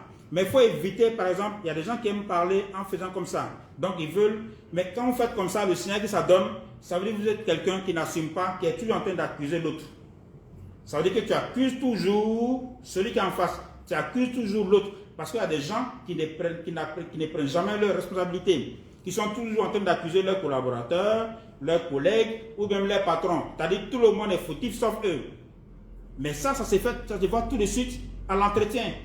Toi, c'est la personne qui va commencer à vous faire comme ça, comme ça, comme ça. Alors ça veut dire que tu accuses l'autre et ça veut dire que tu es trop directif. Il y a des gens, quand ils interviennent, ils vont parler comme ça. Tac, tac. Ça, tu le fais pour être en train de donner des instructions. Moi, je peux me le permettre parce que je suis en train de vous former. Donc, il peut arriver des moments où je fais comme ça. Même là, vous allez voir que c'est rare. Mais vous voyez quelqu'un qui fait comme ça veut dire que quelqu'un qui est rigide et qui estime que c'est lui seul qui a raison, on doit faire ce que lui pense. Mais ça, rien qu'en faisant ça, ça peut vous éliminer.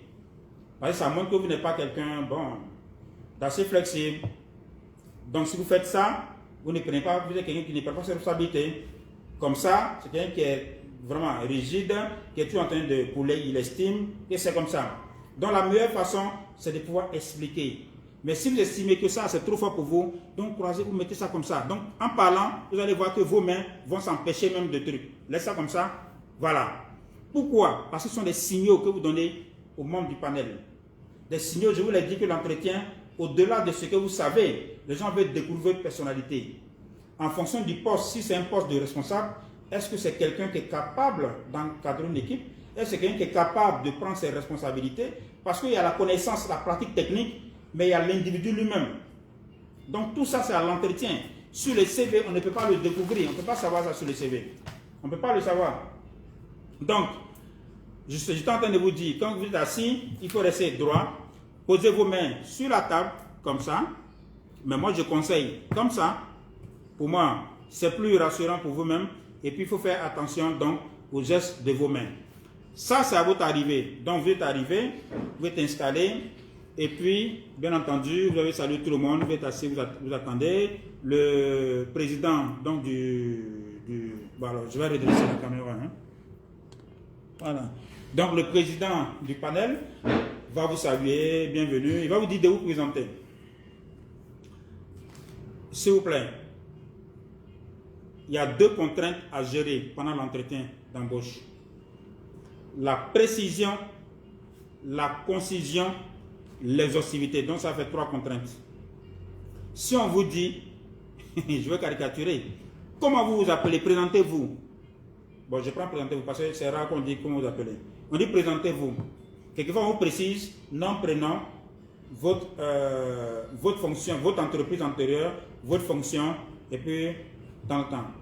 Répondez exactement à ce qu'on vous a demandé. N'allez pas répondre à d'autres questions parce qu'ils ont prévu plusieurs questions pour vous. Donc, il ne faut pas les agacer d'entre de jeu. Il y a des gens qui parlent trop, qui parlent beaucoup. Ils répondent à des questions qu'on n'a pas posées. Mais tu agaces, tu énerves. Non, il faut être précis, concis, exhaustif. On t'a dit tel nom, je vais caricaturer. Comment tu t'appelles? Je m'appelle Adama Bamba. Mais tu ne vas pas l'expliquer que non, en fait tes parents sont de telle contrée, donc du coup ils le nomment tant. Non, Adama Bamba. C'est mon nom, prénom m'a demandé, je me nomme Adama Bamba. Qu'est-ce que vous faites dans la vie de temps en temps? Tu réponds. Mais en même temps, comme j'ai dit, il faut que ce soit exhaustif. Parce qu'il y a des gens, ils veulent être tellement brefs, ils ne répondent pas finalement à la question. On est obligé de revenir. Non, il faut éviter qu'on revienne même sur la question. On vous a posé une question, répondez à la question. De façon précise, de façon concise, mais de façon exhaustive. Comme ça, à un moment donné, vous allez voir qu'ils n'ont plus de questions en fait. Vous les avez convaincus, ils sont tranquilles. Ok? Donc, on était sur quoi là? Voilà, donc on arrive maintenant à l'entretien. Le président du panel vous a posé la question de vous présenter et tout. En général, il va laisser les membres du panel se présenter également. Et donc, en ce moment-là, au moins, ils sont en train de présenter, les membres du panel sont en train de se présenter. Vous, déjà, de façon stratégique, vous devez pouvoir établir des connexions. C'est-à-dire, par la façon dont les gens se présentent, vous allez voir déjà ceux qui ont des présomptions favorables, qui sont déjà en faveur de vous. Parce qu'il y a des gens qui arrivent dans la salle, effectivement, même quand tu te présentes, tu ne les regardes pas en fait, parce que bon, ta tête ne dit rien du tout. Par contre, il y a des gens, dès qu'ils rentrent dans la salle, il y a une connexion qui s'établit. Vous allez voir que cette personne, un membre du panel qui apprécie une telle personne, va se présenter en la regardant avec respect. Je me nomme tant, je suis responsable de temps, donc je vais se concentrer. Voilà. Mais donc déjà, quand les membres du panel se présentent, vous devez faire attention, les regarder, et puis à la limite, ravi, heureux de faire votre connaissance. Mais en même temps, l'idée derrière, c'est de savoir quels sont ceux qui me sont favorables. Pourquoi? Parce que pendant l'entretien, c'est ceux-là qu'il faut beaucoup plus fixer. Et vous allez voir qu'ils vont, par les gestes de tête, vous allez voir s'ils sont avec vous ou pas. Mais si vous vous concentrez sur des gens qui vous sont défavorables, qui vous sont opposés, ça va vous casser tout de suite. Vous allez vous dire, oulala, ils sont en train de perdre mon temps. Et puis, bien entendu, vous n'allez pas donner le meilleur de vous-même. Donc, déjà, d'entrée de jeu, essayez de voir qui est avec vous et qui n'est pas avec vous. Ça ne veut pas dire qu'il est contre vous, mais pour une raison ou pour une autre, bon, la tête ne passe pas. Ou alors, vous êtes mal habillé comme chose. Ou même la personne peut-être a un autre candidat. Ce n'est pas vous qui l'intéressez. Donc déjà, vous faites votre sélection de partenaires et puis d'adversaires. Les adversaires, vous n'allez pas les agresser, mais vous allez prendre appui sur ceux qui vous sont favorables. Donc, une fois qu'on a fait ces présentations-là, maintenant, ils vont commencer à poser les questions. Et je vous ai dit, les questions-là, ça ne sortira pas d'ailleurs. Ça va sortir des thèmes de référence ou des descriptions du poste. C'est le contenu des thèmes de référence. Parce que vous voyez qu'ils ont fait l'analyse des CV. Les critères ont été élaborés. Même les pondérations des critères, ça a été fait sur la base des thèmes de référence, de ce qu'on recherche. C'est-à-dire qu'on ne va pas évaluer un comptable comme si on évaluait un ingénieur agronome. Ce n'est pas le même poste. Voilà. Un enseignant de philosophie ou bien un enseignant de, je ne sais pas moi, d'électromécanicien que les gens veulent recruter, les critères ne seront pas les mêmes que si les gens doivent recruter, je ne sais pas moi, un juriste. Donc c'est pour ça que c'est important d'avoir les thèmes de référence. Et je vous ai dit, d'entrée de jeu, il faut les bosser, il faut préparer ton dossier parce que c'est sur ça là, ils vont te poser les questions. Donc sur le contenu des thèmes de référence, ce n'est pas compliqué. Ensuite, ils vont chercher à voir votre personnalité par rapport au poste. Il y a certains postes, par exemple, pour lesquels on a besoin de quelqu'un qui n'aime pas trop bouger. Poste de comptable. Le comptable va dans la mission où? D'accord? Par contre, il y a des postes comme les commerciaux, les premiers responsables, ils doivent bouger. Donc, ils vont chercher à savoir, est-ce que ce gars-là, il a ce tempérament-là? Et c'est quelqu'un qui aime rester en place, ou c'est quelqu'un qui n'aime pas s'asseoir. Un. De deux, si c'est un poste de responsabilité, ça veut dire que vous serez au contact des personnalités, n'est-ce pas, du président du conseil d'administration, des ministres, peut-être même du premier ministre. Vous allez rencontrer des partenaires, ainsi de suite. Ils vont chercher à savoir, est-ce que cet individu-là, ou bien cette dame-là, a la possibilité, a le potentiel pour, et à l'aise pour être dans ce milieu. Parce qu'il y a des gens qui ne sont pas à l'aise dans des milieux clean. Les milieux où il y a les personnalités, il y a des gens qui ne sont pas à l'aise avec ça. Qui sont à l'aise dans leur bureau, voilà, devant leur ordinateur, leur table. Voilà. Ça, c'est ta personnalité. Peut-être que tu ne peux rien contre, mais en réalité, tu peux soigner. Mais c'est tout ça que les gens vont chercher à vérifier. Donc, si le poste t'intéresse, toi, tu n'es pas habitué à sortir, à aller dans le hall de l'Hôtel d'Ivoire, à aller dans les cérémonies, quand on organise des choses à l'ambassade de France pour autre chose, si tu n'es pas habitué à ça, ce n'est pas ton truc, et que tu vises un poste qui va te demander de le faire, avant même l'entretien, commence à te préparer à ça. Voilà, c'est aussi simple. Donc, ils vont chercher à voir ta personnalité. Mais un conseil, soyez vrai, s'il vous plaît. Ne cherchez pas à devenir quelqu'un d'autre. Parce qu'en réalité, tel que Dieu a fait chacun de nous, il nous a fait bien. Tellement content qu'il était, il s'est reposé le 7e jour. Donc, en chacun de nous, il y a du bon. Donc, ce qu'on a à faire comme travail sur nous, c'est de davantage valoriser nos points forts et puis travailler sur nos faiblesses simplement. Mais ne cherchez jamais à devenir quelqu'un d'autre. Bon, toi, tu es, je sais pas moi, un jeune peut-être du Nord comme moi, tu es un gars de Touba, ou bien tu es un BT, qu'est-ce que tu as à vouloir choquer dans un entretien d'embauche? On ne te demande pas de, même si tu es une entreprise française, ben parle, sois fier de parler ton baoulé, enfin ton français avec l'accent baoulé, ou bien l'accent sénoufo, ou bien l'accent kroumen. Tu n'as pas besoin de choco. Bon, maintenant si tu choco, ça c'est autre chose. Mais je dis, soyez vrai, soyez vous-même. Voilà. Et c'est ce qui va aussi compter. Parce que quand on cherche à devenir quelqu'un d'autre, ça se voit tout de suite, ça saute à l'œil. Et puis bon, ça énerve les gens. Parce que tu n'es pas vrai. Ok, donc, je viens de vous dire que pendant l'entretien, c'est sur le contenu, votre personnalité et votre expérience dans certains domaines. Donc, ils vous ont dit, par exemple, je prends ce cas-là, on dit, justifiez au moins 2 années d'expérience professionnelle dans tel domaine. Ils vont chercher à savoir, dans votre CV, vous avez dit, monsieur, que vous avez fait 2 ans dans telle entreprise, 1 an ici. Dites-nous ce que vous avez eu à faire dans ce cadre-là. Et c'est en ce moment-là que tu vas maintenant dire exactement en quoi consiste ton travail. Pourquoi? Parce qu'ils veulent vérifier que tu as l'expérience. Mais entre-temps, si c'est une structure sérieuse, ils vont chercher à appeler ces entreprises pour savoir si effectivement vous allez travailler là-bas. Parce que quelquefois, les gens mettent des CV, mais bon, c'est du pipeau. Hein? Mais sachez que les gens vérifient. Pour les structures sérieuses, les gens vérifient. Donc, même si c'est vrai, ils vont chercher maintenant à savoir quelles sont vos expériences dans ces entreprises. Et ils vont mettre l'accent surtout sur votre expérience dans le domaine pour lequel ils veulent le recruter. Si c'est le domaine de la cuisine, bon, en général, les cuisiniers, pour tout ce qui est domaine pratique, ils vont plutôt chercher à vous mettre dans une cuisine. Si c'est le chauffeur, ils vont mettre sur un véhicule. Voilà, il y a des métiers comme ça, très techniques, ils vont mettre sur les outils. Mais si c'est quand c'est le domaine, tout ce qui est de bureau, ils vont vous poser des questions. Ok, vous avez postulé à ce poste, bon, je prends toujours ce cas-là, ce poste de comptable. Donc, dites-nous en quoi consistant. Ils vont vous dire comment on élabore ça, comment on fait ceci, comment on produit tel état financier, comment.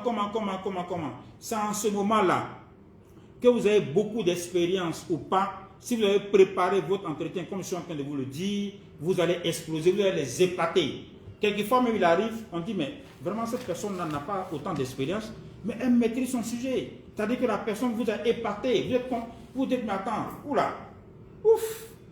Par contre, il y a des gens qui ont fait une longue expérience, 10 ans, mais ils sont incapables de vous bluffer quoi, pendant l'entretien. Parce qu'ils n'ont pas préparé simplement. On pose des questions, ils sont incapables. J'ai rencontré des gens comme ça. C'est-à-dire que le monsieur avant de venir, moi, je sais que lui là, c'est vraiment, il va passer. C'est lui qui va passer parce qu'il sait qu'il a l'expérience. Mais à l'entretien, pouf, il passe à côté. Mais pourtant, ce qu'on retient, c'est la réponse que vous donnez devant le panel. Puisque après, le panel va s'asseoir pour dire, je donné telle note, et puis on fait la mise en commun. Mais si vous êtes incapable d'expliquer ce que vous-même vous savez pratiquer, bon, là, on ne peut rien pour vous. Même si vous avez un ami parmi le panel, ou bien vous avez un parrain, mais il ne peut rien. Parce que c'est un panel, ça veut dire qu'il y a plusieurs personnes. Par contre, quelqu'un peut avoir seulement 2 ans d'expérience, mais il a tellement préparé l'entretien, il s'est tellement documenté, mais il vous explique comme s'il avait 5 ans, 6 ans. Ça vous bluffe. Franchement, il y a des moments, il y a des entretiens, tu te dis non, il n'y a rien à faire. C'est-à-dire que la personne s'impose à vous. Et vraiment, c'est ce que je souhaite que vous puissiez faire. Que vous soyez expérimenté ou pas, il faut préparer votre entretien. Donc, ils vont chercher à savoir votre expérience professionnelle. Voilà. Et bien sûr, vos atouts par rapport au poste. Quelquefois, on dit les atouts. Hein. On dit, par exemple, il faut avoir tel atout, faut avoir tel atout. Par exemple, on dit, on cherche telle expérience dans tel domaine, c'est un atout. Donc, va chercher à te préparer dans ça, parce qu'ils vont chercher à vérifier. Ensuite, il y a des tests qu'ils vont faire. Ils vont vous tester sur votre capacité à travailler en équipe. Si c'est un poste, souvent on dit, avoir la capacité de travailler en équipe. Ils vont vous tester pour voir si effectivement vous avez l'esprit d'équipe. Ils vont tester votre capacité à vous maintenir, à gérer votre colère. Vous allez voir que souvent pendant les panels, il y en a qui vont vous provoquer. Ils vont vous provoquer, mais exprès. C'est-à-dire que vous allez donner une réponse. La réponse est juste, mais la personne va vous contredire exprès. Pour vous dire non, c'est vous racontez des histoires, monsieur. Ou bien vous racontez des histoires, madame. Voilà. Mais elle sait très bien que ce qu'elle est en train de dire là, c'est faux. Mais c'est pour voir comment est-ce que vous allez réagir. Est-ce que vous savez vous maintenir? Est-ce que vous savez garder votre calme? Est-ce que vous savez expliquer? Est-ce que vous savez convaincre? Parce que dans le travail, on ne cherche pas à contraindre, on cherche à convaincre. Donc le membre du panel peut exprès vous attaquer sur des sujets pour vous faire comprendre que écoutez, vous racontez n'importe quoi. Je suis désolé, monsieur, mais bon, je ne suis pas du tout d'accord avec vous. Parce que là, il y en a qui vont dire, mais c'est du n'importe quoi. Je pense que tant. Mais en réalité, c'est pour voir comment vous allez réagir. Est-ce que vous allez vous énerver? Parce qu'en réalité, quand vous vous énervez, même si vous ne criez pas, on le sait. Quelqu'un qui... Bon, je vais essayer de choses. Je ne sais pas si vous voyez. Mais je vois quand quelqu'un est assis, voilà, vous voyez là, par sa façon de bouger les pieds. Donc quand la personne bouge les pieds, ça veut dire qu'il y a un problème. La personne est plus sereine. Hein? Quand on commence à bouger les pieds, regardez, là je fais comme ça, mais on sait que je suis en train de bouger les pieds, ça veut dire que la personne est plus sereine. D'accord? Et puis quelqu'un qui est colérique, ça se lit sur le visage. La personne est énervée, ça se lit sur le visage. Donc il faut apprendre à vous maîtriser. Juste pour vous dire qu'au-delà des questions qu'ils vont vous poser pour savoir votre connaissance, ils vont aussi vous tester.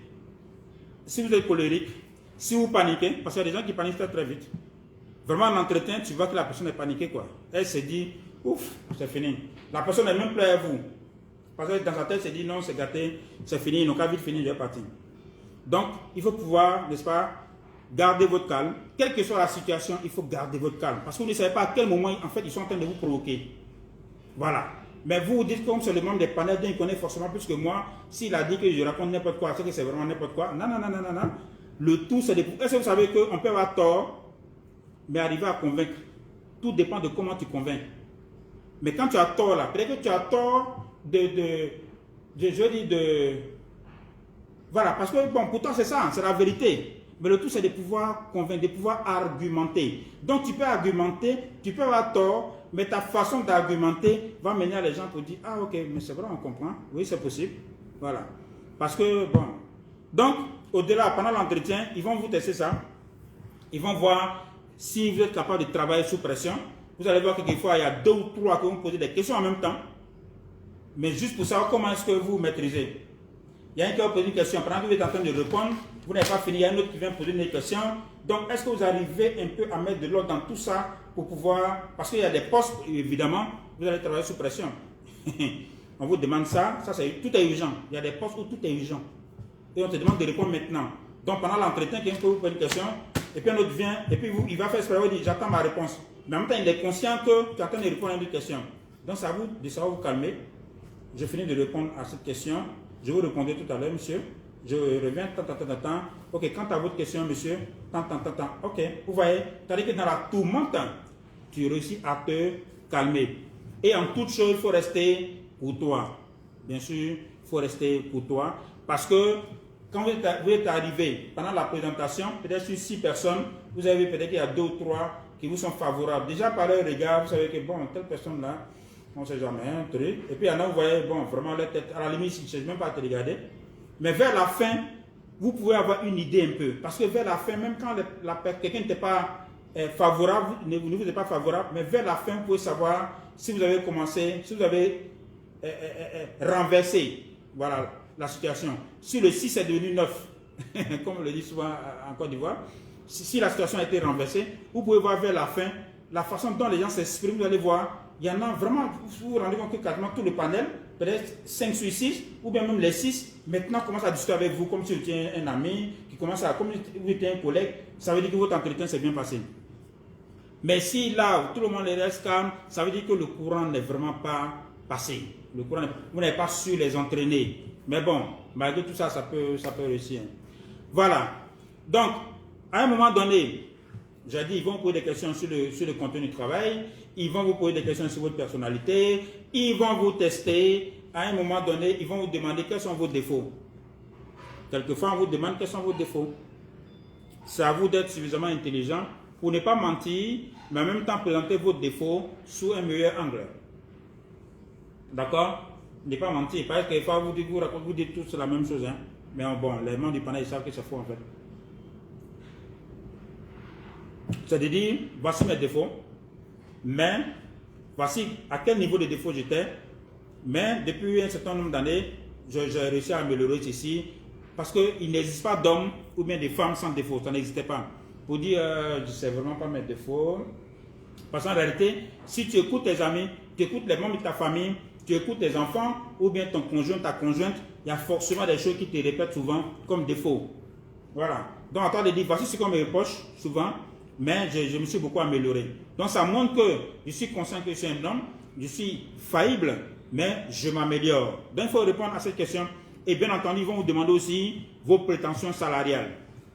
Ça veut dire, si tu es retenu, ils vont te poser la question, si tu es retenu, à combien est-ce que tu souhaites qu'on puisse te payer? Et c'est très souvent à ce niveau que le problème se pose. C'est-à-dire qu'on peut faire un entretien, tout se passe bien, et puis on se dit, ah voici les 2 ou 3 qui se dégagent. Et puis à la fin, quand on dit la prétention salariale, il y a 2 erreurs que les gens commettent. Parce que souvent, avant de recruter, la structure qui recrute a déjà une estimation, a déjà prévu dans son budget. Parce que quand on recrute, si la personne est sélectionnée, on fait le contrat, il faut pouvoir la payer. Donc c'est budgétisé déjà. Donc on a une idée un peu du montant auquel on va payer la personne. Je prends un exemple. Si c'est 800 000 francs CFA, ok, 800 000 francs CFA, ça veut quoi? Ça veut dire 1600 $ environ. Donc, bon, pour simplifier, prenons 1000 $, ça fait 500 000 francs. Donc, si par exemple pour ce poste-là, c'est 500 000 francs CFA, et puis vous, on vous demande vos prétentions salariales, vous dites je veux 900 000 francs CFA, mon ami, vous êtes déjà, je sais pas moi, pendu quoi. Hein? Vous êtes déjà sacrifié. Pourquoi? Parce qu'on s'est dit, ce monsieur-là, sa prétention qui part de 900 pour l'amener à 500, c'est pas évident. Quelqu'un par exemple qui est à 600, alors que nous on a prévu 500, évidemment c'est plus facile de ramener la personne à 500. Donc, c'est pour ça qu'il faut se renseigner un peu sur le marché économique, ce type de poste-là, pour ce type d'entreprise, ou bien ce type de projet, ou bien dans cette administration, en général, c'est combien? En fonction de ce montant-là, vous avez une idée un peu, parce que les gens n'inventent pas la roue. Hein? Voilà. On sait que pour tel poste, en général, dans tel type de structure, c'est ce montant. Donc, tu te prépares. Si c'est un truc d'1 million, tu peux donner 1 200 000 par exemple, parce qu'ils vont toujours négocier. Voilà. Maintenant, si c'est 1 million, t'intéresse, tu dis, bon, moi je veux les 1 million. Mais si le poste est 1 million, et puis tu vas demander 500 000 francs, quelquefois les gens pensent qu'en demandant moins, on est en train de... Non. En réalité, on se dit que tu minimises le travail. Tu ne sais pas l'achat de ton travail. Donc, ce n'est pas parce que tu vas demander la moitié du salaire que du coup, ça va jouer en ta faveur. Non, non, non, non, non, non, non, non. Si c'est 1 million sur lequel ils ont prévu, toi, tu demandes 300 000 francs, tu t'élimines tout de suite. Ça veut dire qu'en réalité, tu n'as pas bien compris ce qu'on attend de toi. Parce que si tu savais très bien ce qu'on attend de toi, tu vas demander 300 000 francs alors que c'est 1 million. Par contre, tu te demandes 700 000 francs, on se dit, ok. Le projet se dit, ou bien la structure qui recrute se dit, voilà la personne qui peut bien faire le travail, mais en plus, nous, on économise. On avait prévu 1 million, elle demande 700 000 francs. On est à l'aise. Mais il ne faut pas lui demander 300 000 francs. Ça pose problème. Il ne faut pas lui demander 1 500 000 alors qu'on a prévu 1 million. Ça pose problème.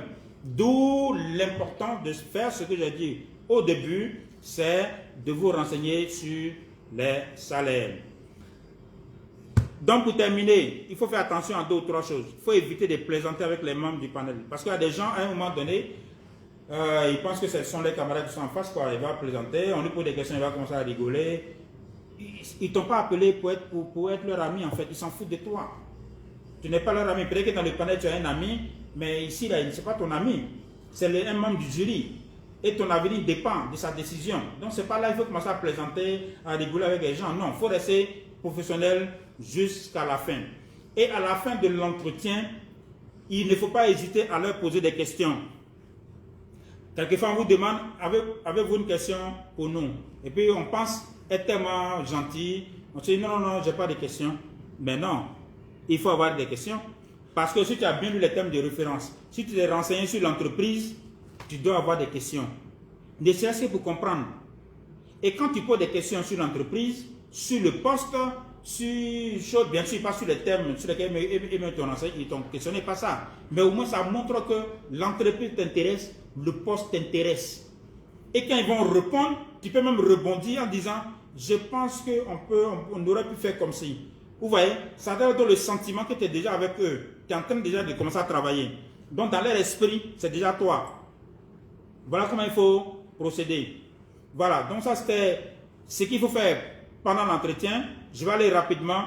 Après l'entretien, qu'est-ce qu'il faut faire? Bien sûr, quand vous finissez de l'entretien, au moment où vous vous levez, il faut rester courtois, il faut pouvoir leur dire au revoir. Et quand vous sortez de la salle d'entretien, que vous êtes à la réception, il faut pouvoir être courtois avec ceux qui sont là. Il ne faut pas... Voilà, nous en Afrique, on aime saluer. Il faut saluer. C'est chez les Blancs, les gens n'aiment pas saluer. Vous vous retrouvez dans le même ascenseur et tu ne salues pas. Chez nous ici, on aime dire bonjour, bonsoir, au revoir. Donc, tu dis au revoir. Voilà, tu dis au revoir, tu salues, tu restes pour toi.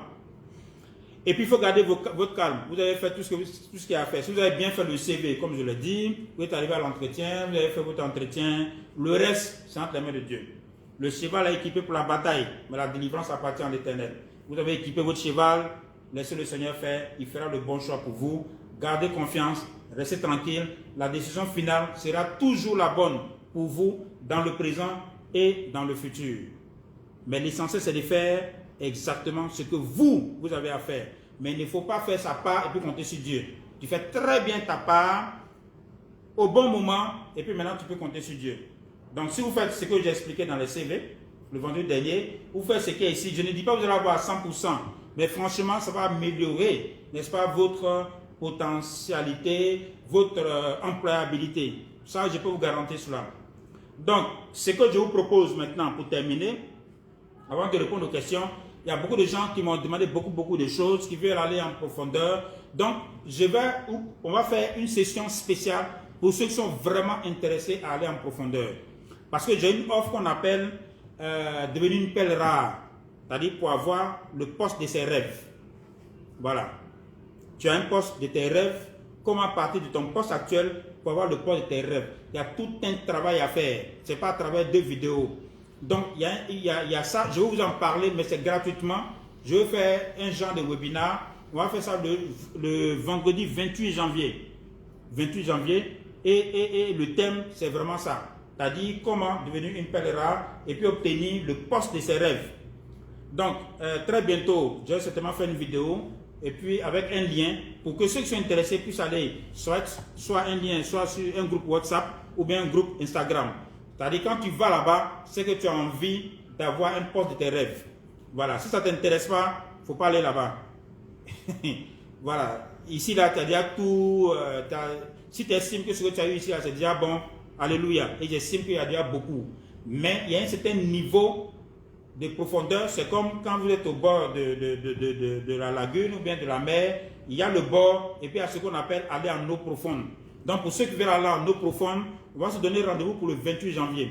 Je ne dis pas qu'on fera plus de publications, on va continuer. Mais je vous dis, il y a une session spéciale pour ceux qui veulent aller en eau profonde le 28 janvier. Ça va se faire soit par Zoom ou bien par Learning Box, avec des présentations PowerPoint qu'on va faire. Vous allez voir les techniques, vraiment les techniques pour vous transformer, pour devenir vraiment ce que les gens veulent. Voilà, donc vous aurez des PowerPoint, des supports. Je vais vous présenter vraiment dans les détails. Ça, on ne peut pas le faire par un live comme ça.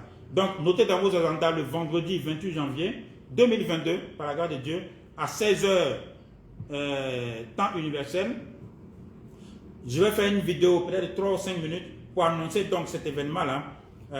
Donc, vous aurez à vous signaler. Mais déjà, s'il y en a qui sont intéressés, ce que vous pouvez faire, en commentaire ou bien inbox, vous écrivez simplement votre numéro de téléphone ou bien votre adresse mail, non, votre numéro de téléphone, puis l'adresse mail, pour dire que vous êtes intéressé, n'est-ce pas, à la formation pour gagner votre emploi de rêve. Parce que on va créer un groupe qu'on va appeler l'emploi de mes rêves. L'objectif, c'est d'obtenir ça. Donc, pour me résumer, soit en commentaire, soit inbox, pour ceux qui veulent le rendez-vous du 28 janvier, pour aller en eau profonde et pour avoir ce qu'ils veulent en termes d'emploi, pour avoir les techniques, tous les supports, toute la documentation, le coaching nécessaire, ça c'est le 28 janvier. Ça sera gratuit, vous venez, il suffit simplement de vous signaler. Donc vous allez rejoindre le groupe WhatsApp ou le groupe Instagram. Comme je n'ai pas encore créé, il y a beaucoup qui demandent, mais je n'ai pas encore créé. C'est pour ça que déjà, envoyez-moi soit en commentaire ou inbox, numéro de téléphone, adresse mail. Comme ça, quand c'est le numéro de téléphone, on va déjà vous ajouter.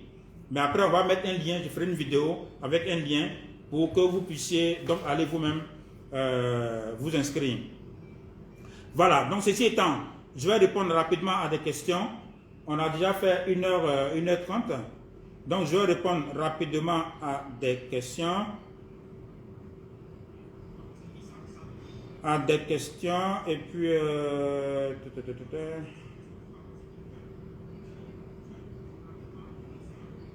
Ok.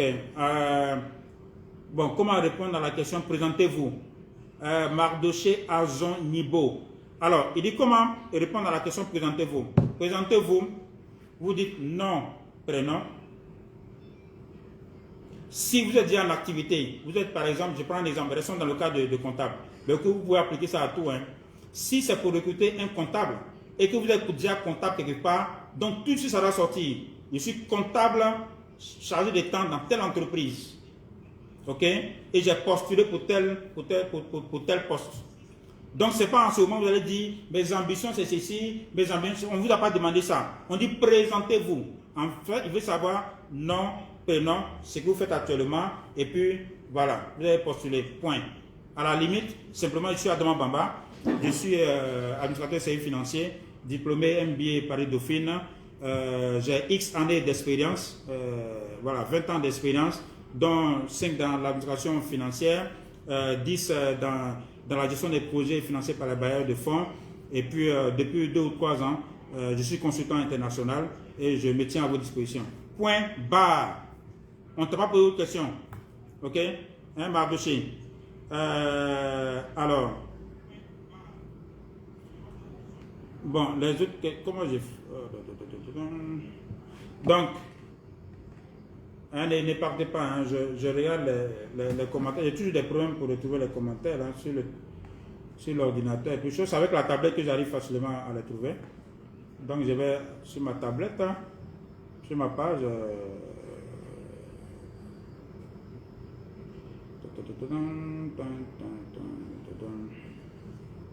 Donc marge de c'est un peu ça hein, par rapport à la présentation. Et puis voilà. Ok, donc je suis là. Je vais prendre les questions. Oula, il y a jusqu'à 93 commentaires. Bon. Alors, je vais prendre les plus récents. Bon, ok, d'accord. Il y en a qui ont déjà commencé à envoyer leur adresse mail, numéro de téléphone, c'est bien. Major Colmes, s'agissant de la prétention salariale, les grilles sont difficilement accessibles sous nos cieux. Ça, c'est vrai. En général, on a des idées de salaire, mais d'ailleurs. Donc, que faire quand on n'a pas d'idée du salaire approximatif? Ensuite, il faut donner une tranche ou un montant précis. Voilà. Merci, Colmes. Donc, bien entendu, c'est vrai, ce n'est pas évident, puisque les salaires, ce qui est estimé comme salaire, vous ne voyez pas ça dans leur budget. N'est-ce pas? Vous ne pouvez pas voir ça. Mais en fonction du poste, je prends un exemple simple. On dit on cherche un ingénieur agronome pour être chargé de programmes sur un projet agriculture ou bien pour travailler dans une grande entreprise. Mais en général, on a une idée. Souvent, même quelquefois, on peut trouver ça même sur le net. Il y a des grilles. Surtout quand c'est les postes pour les Nations Unies, sur les projets, ça est sur Internet. Maintenant, quand c'est le secteur privé, auprès des chambres de commerce, c'est des choses que vous pouvez avoir. Mais comme vous le dites, vous ne pouvez pas savoir exactement le montant. Ce n'est pas nécessaire. Mais vous pouvez savoir l'intervalle. C'est pour cela que votre question est très très intéressante. Le conseil que je donne seulement, c'est de donner une tranche. Si on vous dit votre prétention salariale et que vous voulez par exemple 600 000 francs, vous vous êtes renseigné. Vous savez que leur salaire qu'ils ont prévu, c'est entre 500 et puis 900 000 francs. Donc vous restez dans cette tranche pour dire j'ai une prétention de 600 à 900 000. Alors qu'ils ont prévu 500 à 900 000. Mais vous êtes dans la tranche. Mais au moins, ce n'est pas dans la tranche, dans le niveau inférieur. Vous aurez les 600 000 que vous voulez. Donc, il faut toujours donner effectivement une tranche pour dire entre 600 000 et 900 000, ça me va. Ou alors entre 2 millions et 3 millions 5, ça me va. Parce que vous êtes renseigné, vous savez que leur marge, ils ont prévu de 2 millions, par exemple à 3 millions 5. Et puis vous voulez 2 millions 5, vous pouvez dire donc de 2 millions 5 à 3 millions 3, ça me va. Voilà. Ça veut dire que vous êtes forcément dans leur tranche. Et vous êtes sûr de ne pas avoir la tranche inférieure. Ok? Ok. Intéressé. Ok. Tous ceux qui sont intéressés, on va les ajouter. Ne vous en faites pas. Ouh là là là là. Bon, j'ai commencé par les dernières questions. Donc, j'ai répondu. Donc, quand on demande de parler de ces défauts, bon, je parle Mathias Mwamba. J'ai répondu à ça. Hein. C'est tellement qu'il avait posé la question avant que je ne réponde à ça. Lorsque vous finissez l'entretien, bien sûr, c'est ça, hein, monsieur Silué, il faut prendre congé de manière courtoise. Et puis à la limite, vous pouvez même leur dire à bientôt. Voilà, à bientôt, ça marque une forme d'assurance, mais ce n'est pas disputoire. Voilà, ça veut dire que vous avez une certaine confiance. Ce n'est pas de l'arrogance. Voilà. Je vous souhaite une bonne soirée, messieurs, et à très bientôt. Voilà. Vous comprenez? Alors, M. Diabaté, il y a des annonces sans prétention salariale. Bien sûr, dans aucune annonce, on met des prétentions salariales. Hein. Moi, je n'ai jamais vu ça pour dire on recrute tant, puis voilà, salaire. Je n'ai pas vu ça. Donc, il dit s'il y a des annonces sans prétention salariale, et le panel te demande le montant que tu veux, si la qualité du. Je lis sa question, si la qualité du candidat est séchée par entrée, pourquoi jouer à ce jeu? Donnez-moi votre avis. Non, simplement parce que les gens, ils prévoient un montant qu'ils sont capables de payer.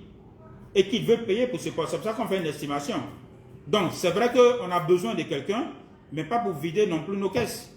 Et puis, on estime que pour faire ce travail-là, voici le montant qu'on est prêt à payer. C'est pour ça qu'il y a une estimation budgétaire qu'ils font avant même de demander la prétention salariale. Pour voir si ce que vous allez demander comme salaire, ils peuvent vous payer. Voilà. C'est pour ça, Diabaté qui pose cette question. Mamadou So. Que répondre quand la grille salariale est indiquée dans l'offre d'emploi? Ouf, ça c'est rare quand même. Hein. Il dit, exemple, on précise dans l'offre que le salaire est compris entre 8 millions de francs guinéens et 13 millions et qu'on te demande ta prétention salariale. Ben, mon ami, si eux-mêmes te donnent la grille, là, tu es sauvé, je veux dire, tu n'as pas de problème. Il te dit entre 8 millions et 13 millions. Bien entendu, toi, il faut essayer de voir en fonction de la charge de travail ce qui t'arrange. Parce qu'il ne faut pas aller faire un travail aussi et puis au bout d'un mois, te démotiver parce que le salaire te démotive. Non. Si eux-mêmes te donnent la grille entre 8 millions et 13 millions, tu essaies de voir si avec 10 millions, ça te suffit, 11 millions, 13, mais ça veut dire qu'eux-mêmes sont prêts à aller jusqu'à 13 millions. Mais c'est rare que les gens fassent une publication en précisant la grille salariale. Moi, je n'ai quasiment pas vu. Par contre, quand sur le système des Nations Unies, il peut vous dire le grade. Il peut vous dire, par exemple, le grade, c'est un grade P1 ou bien P2. Mais quand vous allez sur les différents sites, vous allez voir le P1 ou bien D1 ou bien D2. Vous allez voir qu'il y a un intervalle. Ils vont dire que c'est de temps en temps. Et mais eux, quand ils donnent cet intervalle-là, ça prend en compte beaucoup d'autres critères. Hein. Par exemple, l'expérience, le nombre d'enfants, ça prend beaucoup de choses en compte. Voilà, donc ne pas hésiter à poser des questions, voilà, etc. Donc je cherche des questions. Merci pour vos félicitations. Il faut apprendre à se maîtriser, bien entendu. La colère, le jour de l'entretien. Ok, Emma, elle fait bien de. Emma, elle reprend un peu ce que j'ai dit. Ça permet de mettre tout ça dans les choses. Mais comment tu fais? Tu es si rapide pour pouvoir écrire tout ça?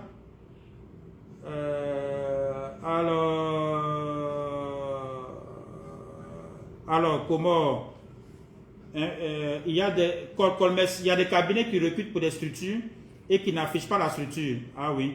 Dans ce cas, comment fait-on pour s'informer sur les activités et les responsables de la structure?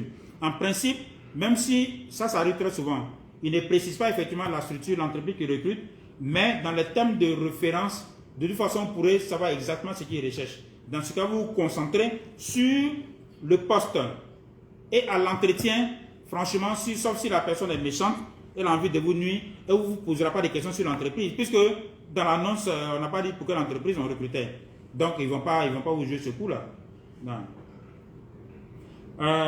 Glorette, j'ai été victime de cette situation. Je suis allé à un entretien sans avoir des informations. Bon, ça, c'est un témoignage. Hein, de Bilo Glorette. J'ai été victime de cette situation, je suis allé à un entretien sans avoir des informations sur cette dernière, pourtant ayant convaincu l'employeur sur le poste à pouvoir. Et maintenant, heureusement pour moi, j'ai été recruté ailleurs. Donc, vous voyez, cette personne a perdu le poste. Elle avait bien fait l'entretien, mais n'avait pas d'informations sur l'entreprise. Donc, du coup, elle a perdu le poste. Donc, il faut avoir des informations. Voilà. À la fin, le gars vous dit, qu'est-ce que savez-vous de nos structures? Donc, quand vous parlez de leur structure, de l'organigramme, de temps en temps, il s'est dit, waouh, c'est super ça. Ça veut dire que la personne est déjà avec nous. Ok? Voilà, donc, est-ce qu'il y a d'autres questions? Donc, ce qu'on va faire, comme on a déjà pris assez de temps et qu'il est presque 18 h et que vous devez rentrer à la maison, pour ceux qui sont en temps universel, je vais certainement trouver le temps pour venir répondre aux différentes questions parce que là, il y en a beaucoup. Voilà. Donc, comme je l'ai dit, n'oubliez pas donc de vous inscrire pour ceux qui veulent participer au webinaire qu'on va organiser pour devenir une pèlerin et avoir son, on va dire quoi, son emploi des rêves. Ceci étant, je vous dis merci. Pour ceux qui sont intéressés par la gestion des projets, le lundi, on va parler du métier de spécialiste en gestion financière et le lundi à 13h30, spécialiste gestion financière et le jeudi prochain. Bon, pourquoi ne pas même pas faire à 16h? Parce que quand on fait à 13h, ça pénalise les musulmans. Ils vont à la mosquée. Bon, c'est les vendredis qui sont à la mosquée. Bon, même 13h, ils peuvent aussi. Bon, en tout cas, lundi, spécial gestion financière des projets. Le jeudi, on va continuer dans la formation en gestion des projets. On va entamer la partie planification opérationnelle. Et puis le vendredi prochain, je verrai, vous allez me dire le thème que vous souhaitez qu'on aborde. Donc, vous pouvez mettre en commentaire le thème que vous souhaitez qu'on aborde le vendredi prochain. Ceci étant, je vous remercie. Prenez soin de vous. Bon week-end et que Dieu nous bénisse. Voilà, bonne soirée. Bye bye.